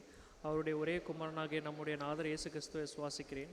அவர் பரிசுத்த ஆவியினாலே கன்னிமரியாளிடத்தில் உட்படுத்தி பிறந்து பொந்தி பிலாத்தின் காலத்தில் பாடுபட்டு சிலுவையில் அறையுண்டு மரித்து அடக்கம் பண்ண பார்த்து பாதாளத்தில் இறங்கினார். 3ஆம் நாள் மரித்தோடு எழுந்திருந்தார். படமிடத்தில் கேறி சர்வ வல்லமையுள்ள பிதாவாகிய தேவனை வலது பாசத்தை வீட்டு இருக்கிறார். அவ்விடத்தில் இருந்து உயிரோடு மரித்த ஞான் தீர்க்க வருவார்.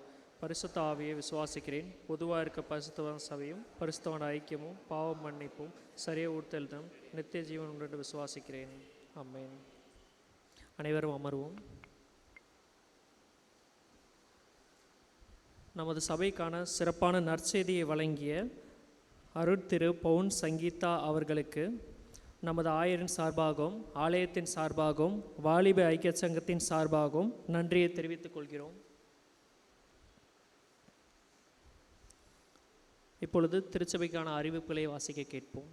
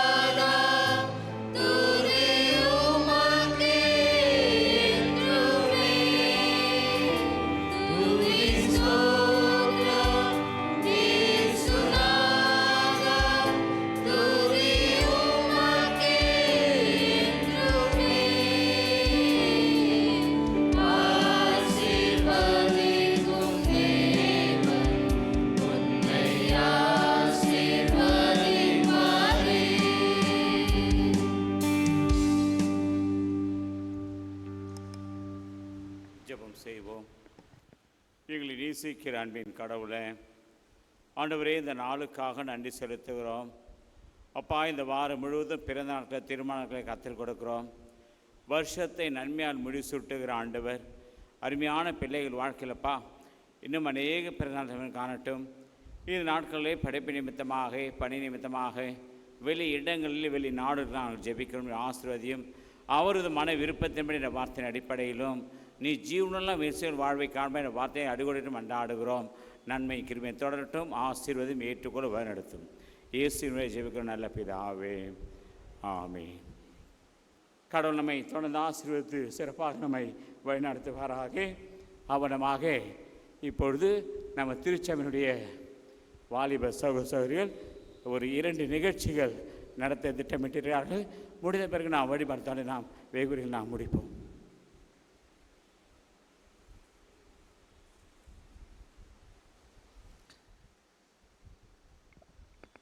ஆயர் நல்லபடியாக சொன்னார். ஸோ யூத்தோடது இன்வைட் பண்ணியிருந்தாங்க எல்லாரையுமே. ஸோ இதுதான் இப்போதைக்கு நாங்கள் இருக்கிற யூத்தோட ஸ்ட்ரென்த். எங்களோட யூத்தோட ஸ்ட்ரென்த் இத்தனை பேர் தான் இருக்கோம். ஸோ அரௌண்ட் ஒரு 20 பீப்புள் இப்போதைக்கு இருக்கோம். ஸோ சில பேருக்கு ஒரு குவெஸ்டின் இருக்கலாம், யூத் வந்துட்டு என்ன பண்ணுவீங்க, யூத்தோடதில் இவ்வளோ நாள் என்ன பண்ணிகிட்டு இருந்தீங்க அப்படின்ற ஒரு குவெஸ்டின் இருக்கும். ஸோ ஆக்சுவலாக இங்கே இருக்கிற வர்ஷிப் நாங்கள் எடுக்கிறதோ இல்லை நாங்கள் பண்ணுற ஆராதனையோ இல்லை நாங்கள் கொடுக்குற மெசேஜ் இது எல்லாமே வந்துட்டு யூத்தில் நாங்கள் பண்ண ஒரு சான்ஸ் எங்களுக்கு கிடச்சிச்சு. அதனால தான் நாங்கள் இங்கே வந்து அதை எக்ஸிக்யூட் பண்ணியிருக்கோம் ஆக்சுவலாக. ஸோ டேரெக்டாக இங்கே யாருமே வந்துட்டு வர்ஷிப்போ இல்லை எதுவோ நாங்கள் அங்கே ட்ரையல் பண்ணல. எல்லா வாரமும் எங்கள் யூத்தில் வர்ஷிப் நடக்கும். எல்லா வாரமே எங்களுக்குள்ள ஒரு மெசேஜ் கொடுப்போம். ஒருத்தரும் மற்றவங்களுக்கு கடவுளை பற்றி நாங்கள் எப்படி சொல்லணுன்றது அதில் இருக்கிற இன்சைட்ஸ் எல்லாமே நாங்கள் வாங்க தான் செய்வோம். அதே மாதிரி எல்லா வாரமே வந்து இங்கே நம்மளுக்கு கடைசி வாரம் 5வது வாரம் நம்மளுக்கு டெஸ்டிமோனி இருக்கும். பட் அதை தவிர நம்ம யூத்தில் வந்து எப்போல்லாம் நாங்கள் கூடுறோமோ அப்போ எல்லா வாரமே எங்களுக்கான டெஸ்டிமோனி இருக்கும். ஸோ டெஸ்டிமோனின்றதுனா இட்ஸ் ஜஸ்ட் நாட் 5 minutes நாங்கள் சொல்கிறதுன்னு இல்லை. நாங்கள் இருக்கிற 20 பேரில் அட்லீஸ்ட் 15 பேர் டெஸ்டிமோனி சொல்லுவோம். ஏன்னா ஏதாச்சும் ஒரு வகையில் கடவுள் எங்களுக்கு நல்லது பண்ணியிருப்பார், அதை எங்களுக்குள்ளே நாங்கள் ஷேர் பண்ணியிருக்கோம். அது இல்லாமலேயும் வந்துட்டு நாங்கள் என்ன கடவுளுக்காக நாங்கள் பண்ணுறோம், கடவுளுக்காக என்னென்ன திங்ஸ் நாங்கள் பண்ணிகிட்ருக்கோம் எங்களை பியாண்ட். ஏன்னா எங்களுக்கு இருக்கிற வருடத்தில் ஒரு சான்ஸ் தான் எங்களுக்கு இருக்கும். நாங்கள் என்ன பண்ணியிருக்கோன்றது முடிஞ்ச அளவுக்கு நாங்கள் சொல்ல ட்ரை பண்ணுறோம் மக்களுக்கானது. அது ஒரு சின்ன வீடியோவாக நாங்கள் இப்போ ஒரு வீடியோ கிளிப்பிங்ஸ் மாதிரி பண்ணுறோம். இந்த ஒரு வருடத்தில் போன யூத் சண்டே நாங்கள் கூடினதுலேருந்தே இந்த யூத் சண்டே வந்த வரைக்கும் இந்த ஒரு வருடங்கள் நாங்கள் என்னெல்லாம் பண்ணியிருக்கோன்றதை நீங்கள் பார்த்தா உங்களுக்கே அது புரியும். நாங்கள் ஏன் எல்லோரையும் இன்வைட் பண்ணுறோம் அப்படின்ட்டு. நாங்கள் பெற்றதையும் வந்து மற்றவங்களுக்கு நாங்கள் கொடுக்கணும். கடவுளை பற்றி இன்னும் நிறையா திங்ஸ் தெரிஞ்சுக்கணும். நம்ம கிறிஸ்டினாக தான் இருக்கும், பட் ஸ்டில் யூத்தில் வந்து இன்னும் நிறையா திங்ஸ் நாங்கள் தெரிஞ்சுக்கணும். அதை தெரிஞ்சு மற்றவங்க நான் கிறிஸ்டின்ஸ்க்கு அதை சொல்லணும்னு நாங்கள் எதிர்பார்க்குறோம். அதுதான் நாங்கள் இப்போ ஒரு சின்ன கிளிப்பிங்காக நாங்கள் போடுறோம். ஒரு 5 minutes மட்டும் ஸ்பேர் பண்ணி அந்த கிளிப்பிங் மட்டும் பார்க்கலாம்.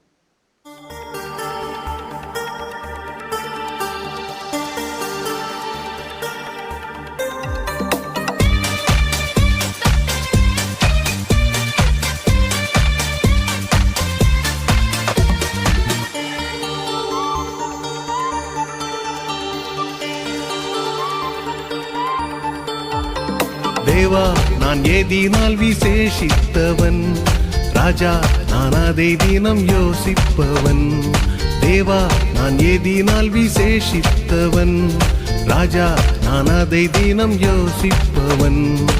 ஏதினால் இது ஏதினால் நீர் என்னோடு வருவதினால், ஏதினால் இது ஏதினால் நீர் என்னோடு வருவதினால். தேவா நான் ஏதினால் விசேஷித்தவன், ராஜா நான் அதை தினம் யோசிப்பவன்.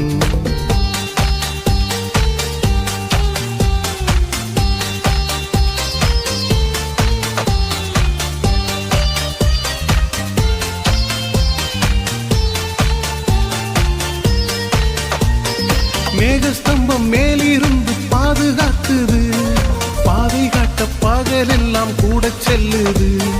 மேகஸ்தம்பம் மேலிருந்து பாதுகாக்குது, பாதை காட்ட பகலெல்லாம் கூட செல்லுது.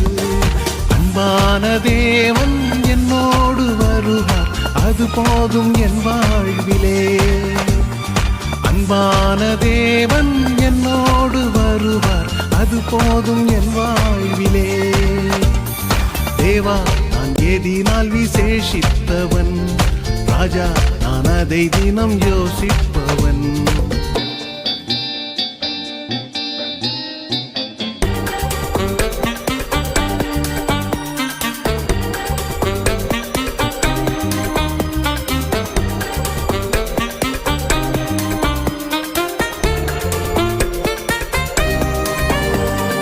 பகல் சென்று அந்தகாரம் சூழ்ந்து கொண்டது, பரிசுத்தமான அக்னி ஸ்தம்பம் செல்லுது.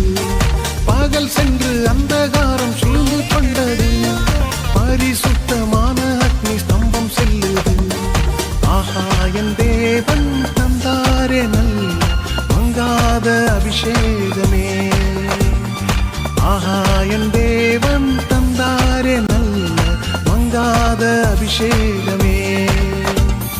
தேவா நான் ஏதினால் விசேஷித்தவன், ராஜா நான் அதை தினம் யோசிப்பவன்.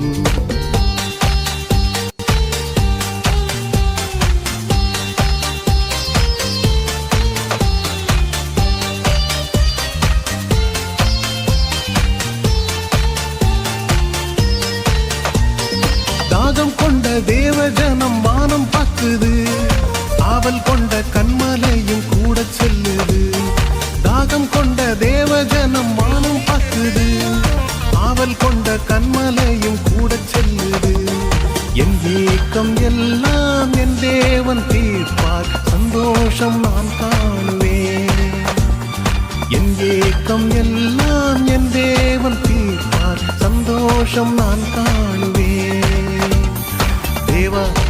ஏதினால் விசேஷித்தவன் ராஜா நான் அதை தினம் யோசிப்பவன்.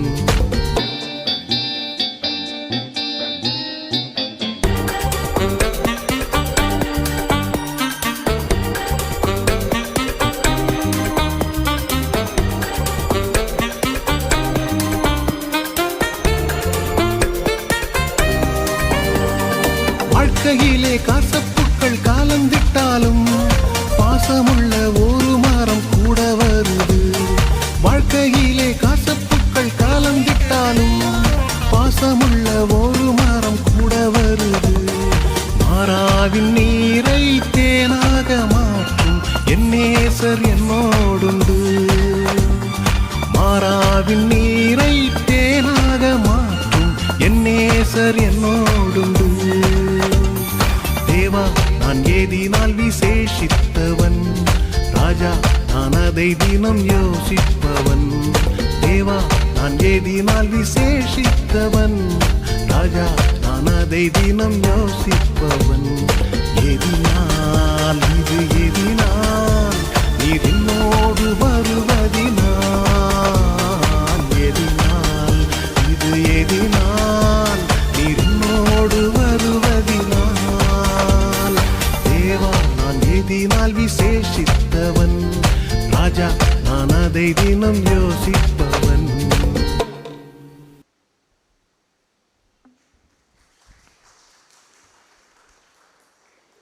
ரொம்ப நன்றி. ஸோ இதில் இருக்கிற கிளிப்பிங்ஸும் வந்துட்டு எங்களால் முடிஞ்ச அளவுக்கு மினிமைஸ் 5 மினிட்ஸ்க்குள்ளே எடுத்துகிட்டு வர தான் வச்சுருக்கோம். ஆனால் இதை தவிர ஒன்றும் சொல்லணும் அப்படின்னா எங்கள் யூத்தில் இருக்கிற எல்லாமே வந்துட்டு ப்ரேயர் வாரியர்ஸ் தான். எல்லாருக்குமே நல்லா ப்ரேயர் பண்ண தெரியும். அதே மாதிரி எல்லாரும் ஒருத்தரை வர்ஷிப் எடுத்திருக்காங்க. இது வரைக்கும் இந்த ஒரு வருஷத்தில் யாருமே வர்ஷிப் மிஸ் பண்ணல. எல்லாருமே ஒரு இன்ட்ரீமாக பண்ணி வர்ஷிப் நாங்கள் எடுத்திருக்கோம். ஸோ இதெல்லாமே தேவனுடைய சுத்த கிருபை மட்டும்தான். ரொம்ப நன்றி. ஸோ இப்போ வந்துட்டு ஒரு சிறப்பு பாடலை நாம் கேட்போம். யூத் சார்பாக ஒரு சிறப்பு பாடலை பாடுறோம். அதை தொடர்ந்து ஒரு கோரியோகிராஃபியும் பண்ணுறோம்.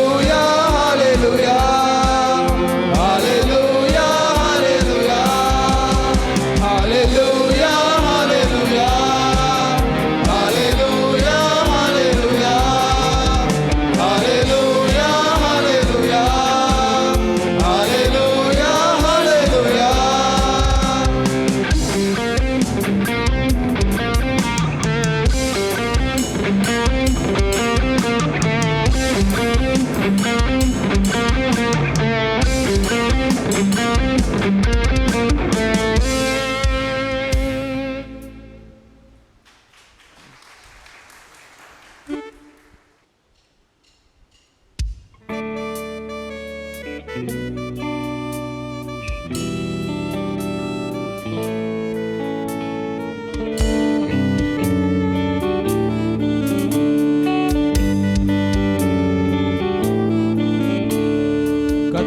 உன்னை நித்தமும் நடத்தி மாவறட்சியில் திரட்சியை தருவார். கர்த்தர் உன்னை நித்தமும் நடத்தி மாவறட்சியில் திரட்சியை தருவார்.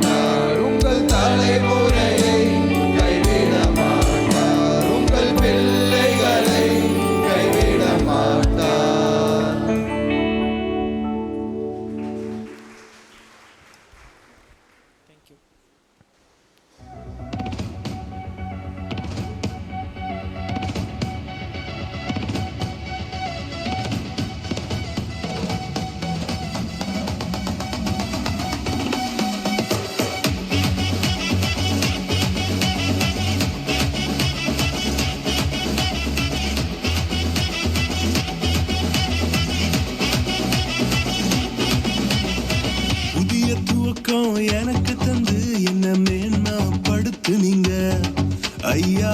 புதிய துவக்கம் எனக்கு தந்து என்ன மேன்மைப்படுத்துனீங்க. கழிப்பின் சத்தமும் மகிழ்ச்சியின் சத்தமும் திரும்ப கேட்க பண்ணீங்க. துதியும் பாடலும் நாவல வச்சு என்ன மகிழ செஞ்சீங்க. உயரத்தில் ஏற்றி வச்சீங்க, என்ன ஓஹோன்னு வாழ வச்சீங்க. உயரத்தில் ஏற்றி வச்சீங்க, என்ன ஓஹோன்னு வாழ வச்சீங்க.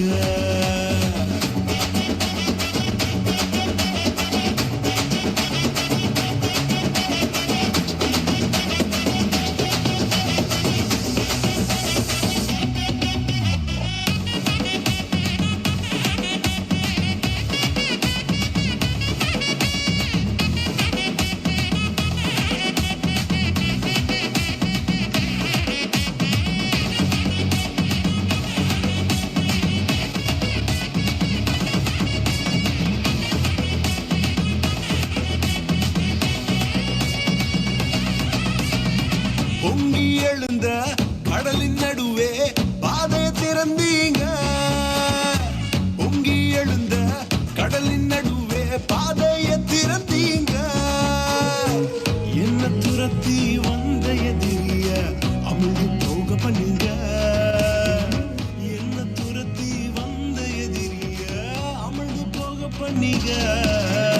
உயரத்தில் ஏற்றி வச்சீங்க, என்ன ஓஹோன்னு வாழ வச்சீங்க.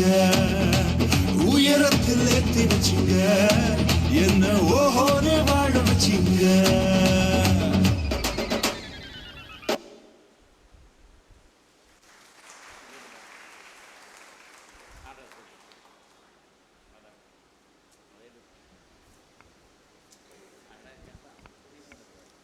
இப்பொழுது நம் அனைவரும் எழுந்து நின்று பாடல் எண் 258வது பாடல் விசுவாசியின் காதில் பட பாடலை பாடுவோம். அப்பொழுது இரண்டாம் காணிக்கை சேகரிக்கப்படும். பாடல் எண் 258.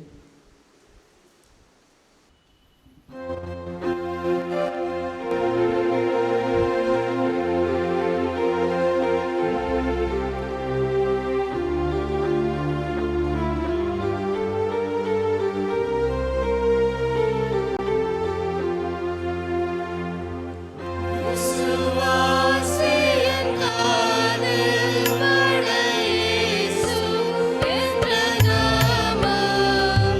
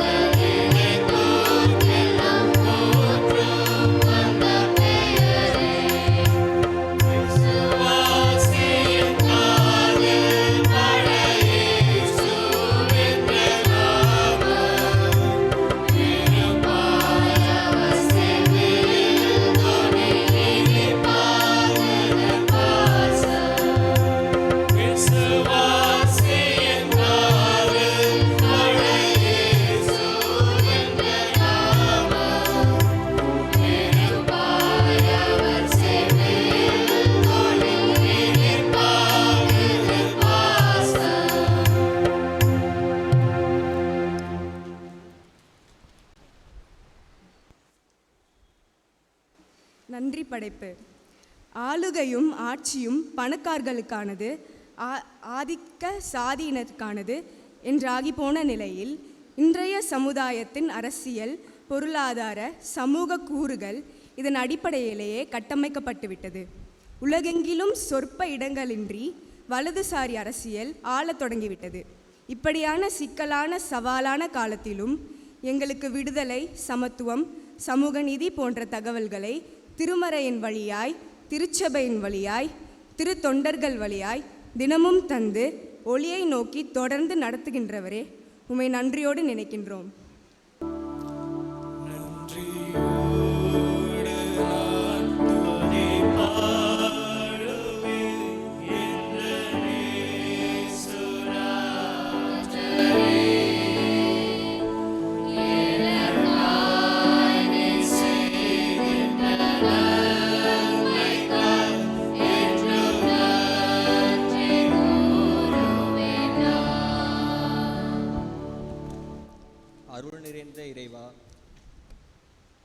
அருள் நிறைந்த இறைவா, திருச்சபை என்னும் மாம்பெரும் அமைப்பை எங்களுக்கு தந்து தேவைகள் நிறைந்த சமூகத்தில் கல்வி, மருத்துவம், ஆன்மீகம் என பல நிலப்பாடுகளிலே தொன்றாற்ற வாய்ப்பு தந்திருக்கின்றீர். பல நூற்றாண்டுகள் கடந்து தோய்வின்றி நாங்கள் வீரநடை போடுகின்றோம். இன்றும் வாழ வழிகாட்ட பணியை செய்கின்றோம். இறையாட்சி மலர தலைமுறைகள் கடந்து பாடுபடுகின்றோம். சவால்கள் சூழ நிற்கின்றது. சலிப்புகள் சில நேரங்களில் மனதை சோர்வடைய செய்கின்றது. தலைமைத்துவ தட்டுப்பாடுகள் திருப்பணியின் திசையை தத்தளிக்க செய்கின்றது. ஆயினும் வீழ்ச்சிகள் வரும்போது எல்லாம் நீர் கை தூக்கி விடுகின்றீர். நீ தந்த இந்த திருப்பணி வாய்ப்பிற்காக தொண்டாற்றுறோம். வழித்தோன்றலாக உம்மை நன்றியோடு வாழ்த்துகின்றோம் எம் இறைவா.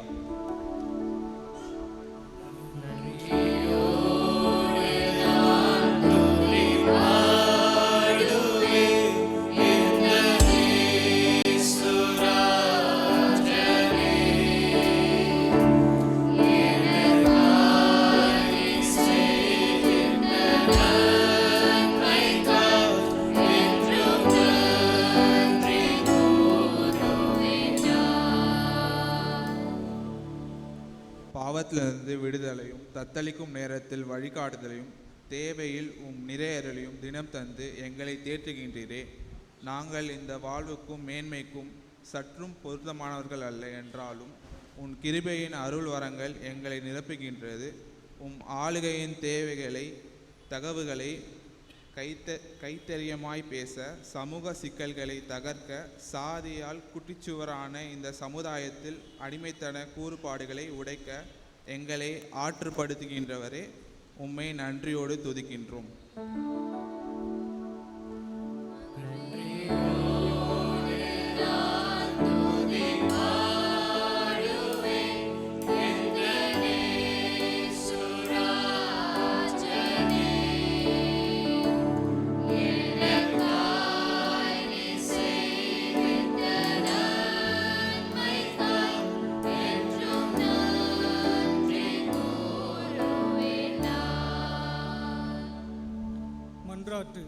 உலகெங்கிலும் போர்கள் நிறைந்து காணப்படுகிறது. குறிப்பாக இஸ்ரேல், காசா, ரஷ்யா, உக்ரைன் போன்ற நாடுகள் பேரழிவையும் பெரும் பாதிப்புகளையும் சந்திக்கின்றது. போர் வீரர்கள், நாட்டு மக்கள் என குழந்தைகள் கூட கொன்றழிக்கப்படுகின்றனர். அமைதியின் இறைவா, அழிவுகளை சந்திக்கும் நாடுகளை, நாட்டு மக்களை கண்ணோக்கி பாரும். உம் அருள் அவர்களை சூழ்ந்து கொள்ளட்டும். இழப்புகளை சந்தித்த மக்களை, குடும்பங்களை இழந்தோரை, பெற்றோரை, குழந்தைகளை இழந்தோரை உம் அருளினால் நிலைப்படுத்தும். இத்தகைய நாடுகளில் அமைதி நிலவ இறைவா நீர் வழி செய்யும். போர்கள் மட்டுமின்றி பொருளாதார சிக்கல், துருவநிலை மாற்றம், வலதுசாரி சிந்தனையின் எழுச்சி போன்ற அழிவிலிருந்து மீட்டருளும். போர்களால், வேலை வாய்ப்பின்மையால், இன்னும் பல சிக்கல்களால் நாடுகளின்றி அகதிகளாக்கப்பட்டு அடிமை வாழ்வு வாழும் நண்பர்களுக்கு வாழ்விழந்து வழிநடத்தும். தொடர்ந்து மகிழ்ச்சியும் நீதியும் சமாதானமும் மேலோங்க வேண்டுமென மன்றாடுகின்றோம் அன்பின் இறைவா.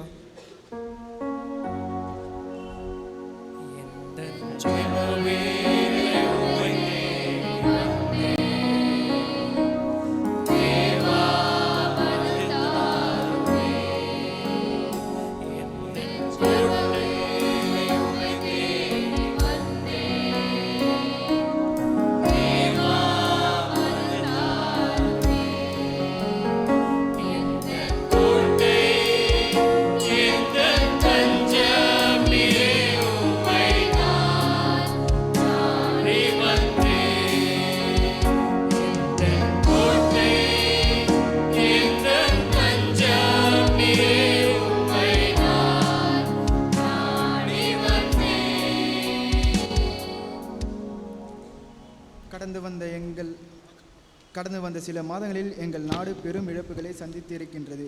பஹல்காம் தாக்குதல், ஐபிஎல் கொண்டாட்ட உயிரிழப்பு, ஏர் இந்தியா விமான என பல உயிர்கள் இழக்க கொடுத்திருக்கின்றோம். மட்டுமல்ல, தினம் தினம் பல மலக்குழி மரணங்கள், ஆணவ கொலைகள், தலித்த விரோத தாக்குதல்கள், சீரார் மற்றும் பெண்கள் மீதான பாலியல் வன்கொடுமைகள், சாதிய மோதல்கள், அரசியல் ஆதிக்க செயல்கள், மூன்றாம் பாலினத்தவர் மற்றும் மாற்றுத்திறனாளியோர் மீதான புறக்கணிப்புகள், விபத்துகள், இன்னும் பல. இப்படி அமைதி இழந்தது இழப்புகள் சந்தித்து வாடுகின்ற ஒவ்வொருவரையும் ஒடுக்குமுறைகள் சந்தித்து பாதிக்கப்பட்டும் உயர்ந்தும் இருக்கின்ற ஒவ்வொருக்கும் அவர்களின் குடும்பத்திற்கும் சந்தித்து பாதிக்கப்பட்டும் உயிரிழந்தும் இருக்கின்ற ஒவ்வொருக்கும் அவர்களின் குடும்பத்திற்கும் நிலையான அமைதியை அருள் வேண்டுமாய் மறுவாழ்வளிக்க வேண்டுமாய் மன்றாடுகிறோம். அருள் நிறைந்த இறைவா.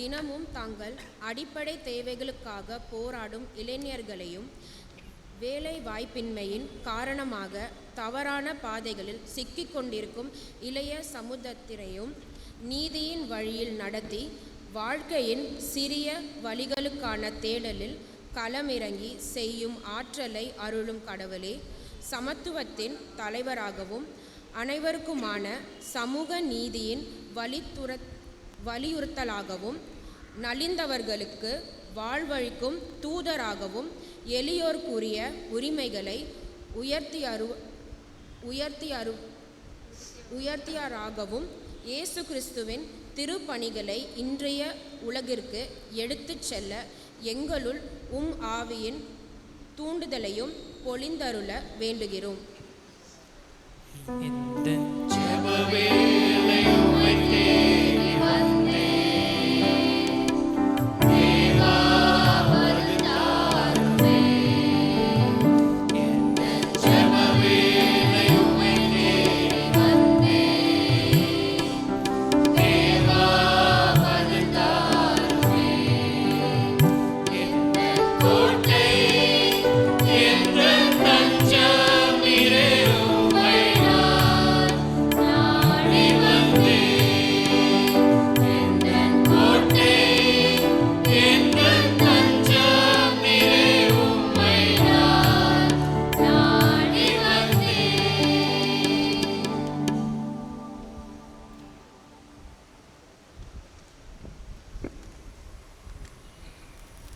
வாழ்வழித்து வழிநடத்தும் வல்ல கடவுளே, சிறப்புற செயலாற்றி வருகிற எம் சென்னை பேராயத்துக்காகவும் சீரிய முறையில் எங்களை செழுமைப்படுத்தி வரும் சென்னை பேராயத்தின் பொறுப்பு பேராயருக்காகவும் உடன் இணைந்து பல நிலைகளிலும் பெரும் பணி ஆற்றி வரும் பேராய உபத்தலைவர், பேராய செயலர், பேராய பொருளர், மேலும் அவ்வப்போது ஆலோசனைகளை வழங்கி வரும் அனைத்து ஆயர் பெருமக்களுக்காகவும் நற்செய்தி பணியாளர்களுக்காகவும் பேராயத்தின் பிற பணியாளர்களுக்காகவும் மற்றும் சென்னை பேராயத்தின் அனைத்து இறைமக்களுக்காகவும் பேராயத்தின் வழி நடைபெற்று வருகின்ற அனைத்து திருப்பணி சார்ந்த துறைகளுக்காகவும் மிக சிறப்பாக இத்துறைகளில் ஒன்றான சென்னை பேராய இளையோர் பணி வாரியத்திற்காகவும் அதன் தலைவர், இயக்குனர் மற்றும் எம் பேராயத்தின் அனைத்து இளையோரின் நல்வாழ்வுக்காகவும் பேரருள் வேண்டி நன்றியுடன் உம்மிடம் மன்றாடுகிறோம் எம் இறைவா.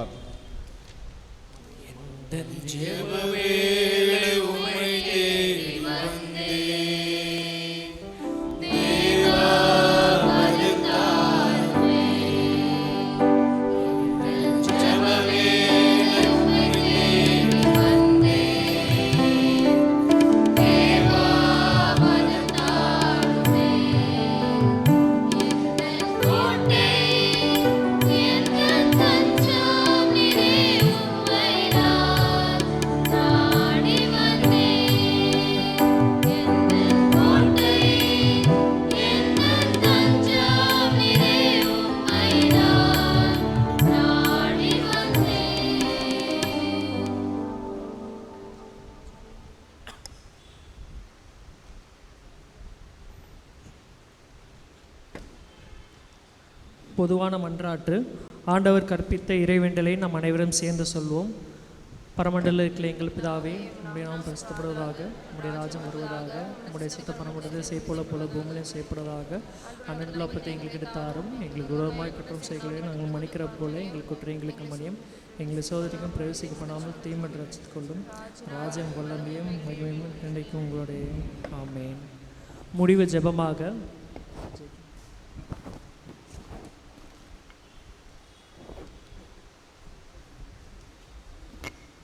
ஜெபம். எங்களை நேசிக்கிற நல்ல ஆண்டவரே, ஏசப்பா, இப்பொழுதும் அப்பா இந்த நாளை தந்த கிருபைகளுக்காக இரக்கங்களுக்காக நன்றி செலுத்துகிறோம்.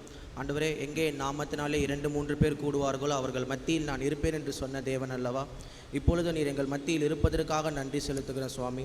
ஆண்டவரே, இப்பொழுது இந்த நாளை எங்களுக்கு தந்து இம்மட்டும் நீர் எங்களை வாலிபர்களாக நடத்தி வந்த கிருபைகளுக்காக நன்றி ஆண்டவரே. அப்பா, எங்களை ஒரு குழுவாக நீர் சேர்த்து நீர் எங்களை நடத்தி வர கிருபைகளுக்காக இரக்கங்களுக்காக நன்றி செலுத்துகிறோம் சுவாமி. இப்பொழுது எங்கள் சபையில் இருக்கிற ஒவ்வொருத்தருக்காகவும் ஜெபிக்கிறோம் ஆண்டவரே. சிறுவர்கள் முதல் கொண்டு பெரியவர்கள் வரைக்கும் எல்லாருக்காகவும் ஜெபிக்கிறோம் ஆண்டவரே. ஒவ்வொருத்தையும் கர்த்தர் நீர் ரட்சித்து நீர் ஆசீர்வதித்து ஆண்டவரே, நீர் அவர்களை உம்முடைய ராஜ்யத்திற்கென்று நீர் ஆயத்தப்படுத்தும்படியாக நாங்கள் ஜெபிக்கிறோம் அப்பா. ஏசப்பா, அதே போல் எங்கள் சென்னை பட்டணத்துக்காக ஜெபிக்கிறோம், தமிழ்நாட்டுக்காக ஜெபிக்கிறோம், இந்தியாவுக்காக ஜெபிக்கிறோம் ஆண்டவரே. அப்பா, தேசத்தில் ஒரு சமாதானம் காணப்படட்டும் ஆண்டவரே. தேசத்தில் காணப்படுகிற யுத்தங்களின் செய்திகள் எல்லாம் ஆண்டவரே முடிவுக்கு வரட்டும் ஆண்டவரே. அப்பா, அதிகாரத்தில் உள்ளவர்களை கர்த்தர் எடுத்து நீர் பயன்படுத்துவீராக. உம்முடைய ராஜ்யத்தை கட்டுகிறவர்களாக ஒவ்வொரு அதிகாரிகளையும் கர்த்தர் எடுத்து நீர் பயன்படுத்துங்க ஆண்டவரே. ஒவ்வொரு கவர்மெண்ட் அஃபீஷியலை கர்த்தர் எடுத்து பயன்படுத்துங்கப்பா.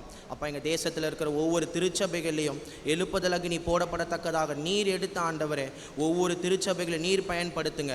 ஒவ்வொரு ஊழியர்களையும் கர்த்தர் நீர் பயன்படுத்துங்க ஆண்டவரே. போதை பொருட்கள் மற்ற தவறான காரியங்கள்லாம் எங்கள் இந்திய தேசத்திற்குள்ளே வராதபடி கர்த்தர் நீர் ஆண்டவரை தடை பண்ணி போட்டு எங்கள் வாலிபர்களை கர்த்தர் நீர் பாதுகாத்து கொள்ளுவீராக. ஏசப்பா, சிறு பிள்ளைகளுக்காக ஜெபிக்கிறோம், பெண்களுக்காக ஜெபிக்கிறோம் கர்த்தாவே. நீர் அவர்களை பாதுகாப்பீராக ஆண்டவரே. உம்முடைய செட்டையின் மறைவினால் நீர் அவர்களை மூடி மறைத்து பாதுகாத்து கொள்ளுங்கப்பா. இப்பொழுது ஆண்டவரே, வியாதியோடு இருக்கிறவங்களுக்காக ஜெபிக்கிறோம். எல்லாம் வியாதிகள் இயேசுவின் நாமத்தினாலே மறைவதாக ஆண்டவரே. இன்னும் என்ன தடைகள் அவங்க லைஃப்பில் இருக்குதோ அத்தனை தடைகளும் நஸ்ரேனாகிய இயேசுவின் நாமத்தினாலே மறைவதாக ஆண்டவரே. இங்கே கூடியிருக்கிற ஒவ்வொருவதற்காக ஜெபிக்கிறோம். எங்கள் குடும்பங்களை எங்களையும் உம்முடைய கரத்தில் ஒப்பு கொடுக்குறோம் ஆண்டவரே. இன்னும் உம்மை அறிய ஆண்டவரே, இன்னும் உம் கிட்டே சேர கர்த்தர் நீர் எங்கள் ஒவ்வொருவருக்கும் ஆண்டவரே கிருபை செய்யும்படியாக ஜெபிக்கிறோம்ப்பா ஆண்டவரே. மீதமுள்ள ஒவ்வொரு நேரத்தையும் உம்முடைய கரத்தில் ஒப்பு கொடுக்குறோம். பரிசுத்த ஆவியானவர் நீர் பொறுப்பெடுத்து வழி நடத்தி ஆசீர்வதிங்க, பெரிய காரியங்களை செய்யுங்க. இயேசுவின் நாமத்தினால் ஜெபிக்கிறோம் பிதாவே. கடவுளுடைய இரக்கமுள்ள கிருபைக்கும் பராமரிப்புக்கும் நம்மையும் நமது குடும்பங்களையும் குறிப்பாக நம்முடைய திருச்சபையின் வாலிப சகோதர சகோதரிகளையும் நாம் உயர்த்தி ஒப்புக் கொடுப்போம். உலகனைத்தோரையும் ஒப்பற்ற நிலையில் உறவுகளாய் ஏற்றுக்கொள்ளும் எம் தாய் தந்தையாம் கடவுளின் அன்பும் நீதியும் சமத்துவமும் தழைத்தோங்கவும் நேர்மையும் நன்னெறியும் நிலைத்தோங்கவும் செய்கின்ற விடுதலையாளராம் இயேசு கிறிஸ்துவின் அருளும் எந்நாளும் எந்நிலையிலும் நம் அனைவரையும் ஏற்ற தாழ்வுகளின்றி ஒருங்கிணைத்து செயலாற்ற செய்கின்ற தூய ஆவியரின் தூண்டுதலும் நட்புறவும் வழிகாட்டுதலும் நம் அனைவரோடும் என்றென்றைக்கும் நிலைத்திருப்பதாக.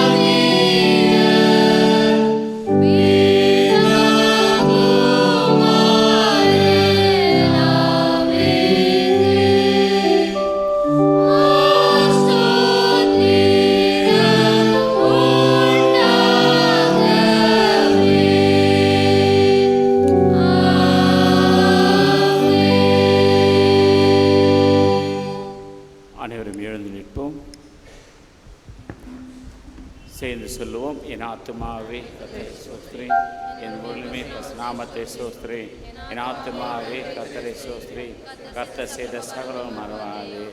ஆமென். கர்த்தர் உங்களோடு இருப்பாராக. சமாதானத்தோடே சென்று வாருங்கள். தேங்க்யூ. God bless you.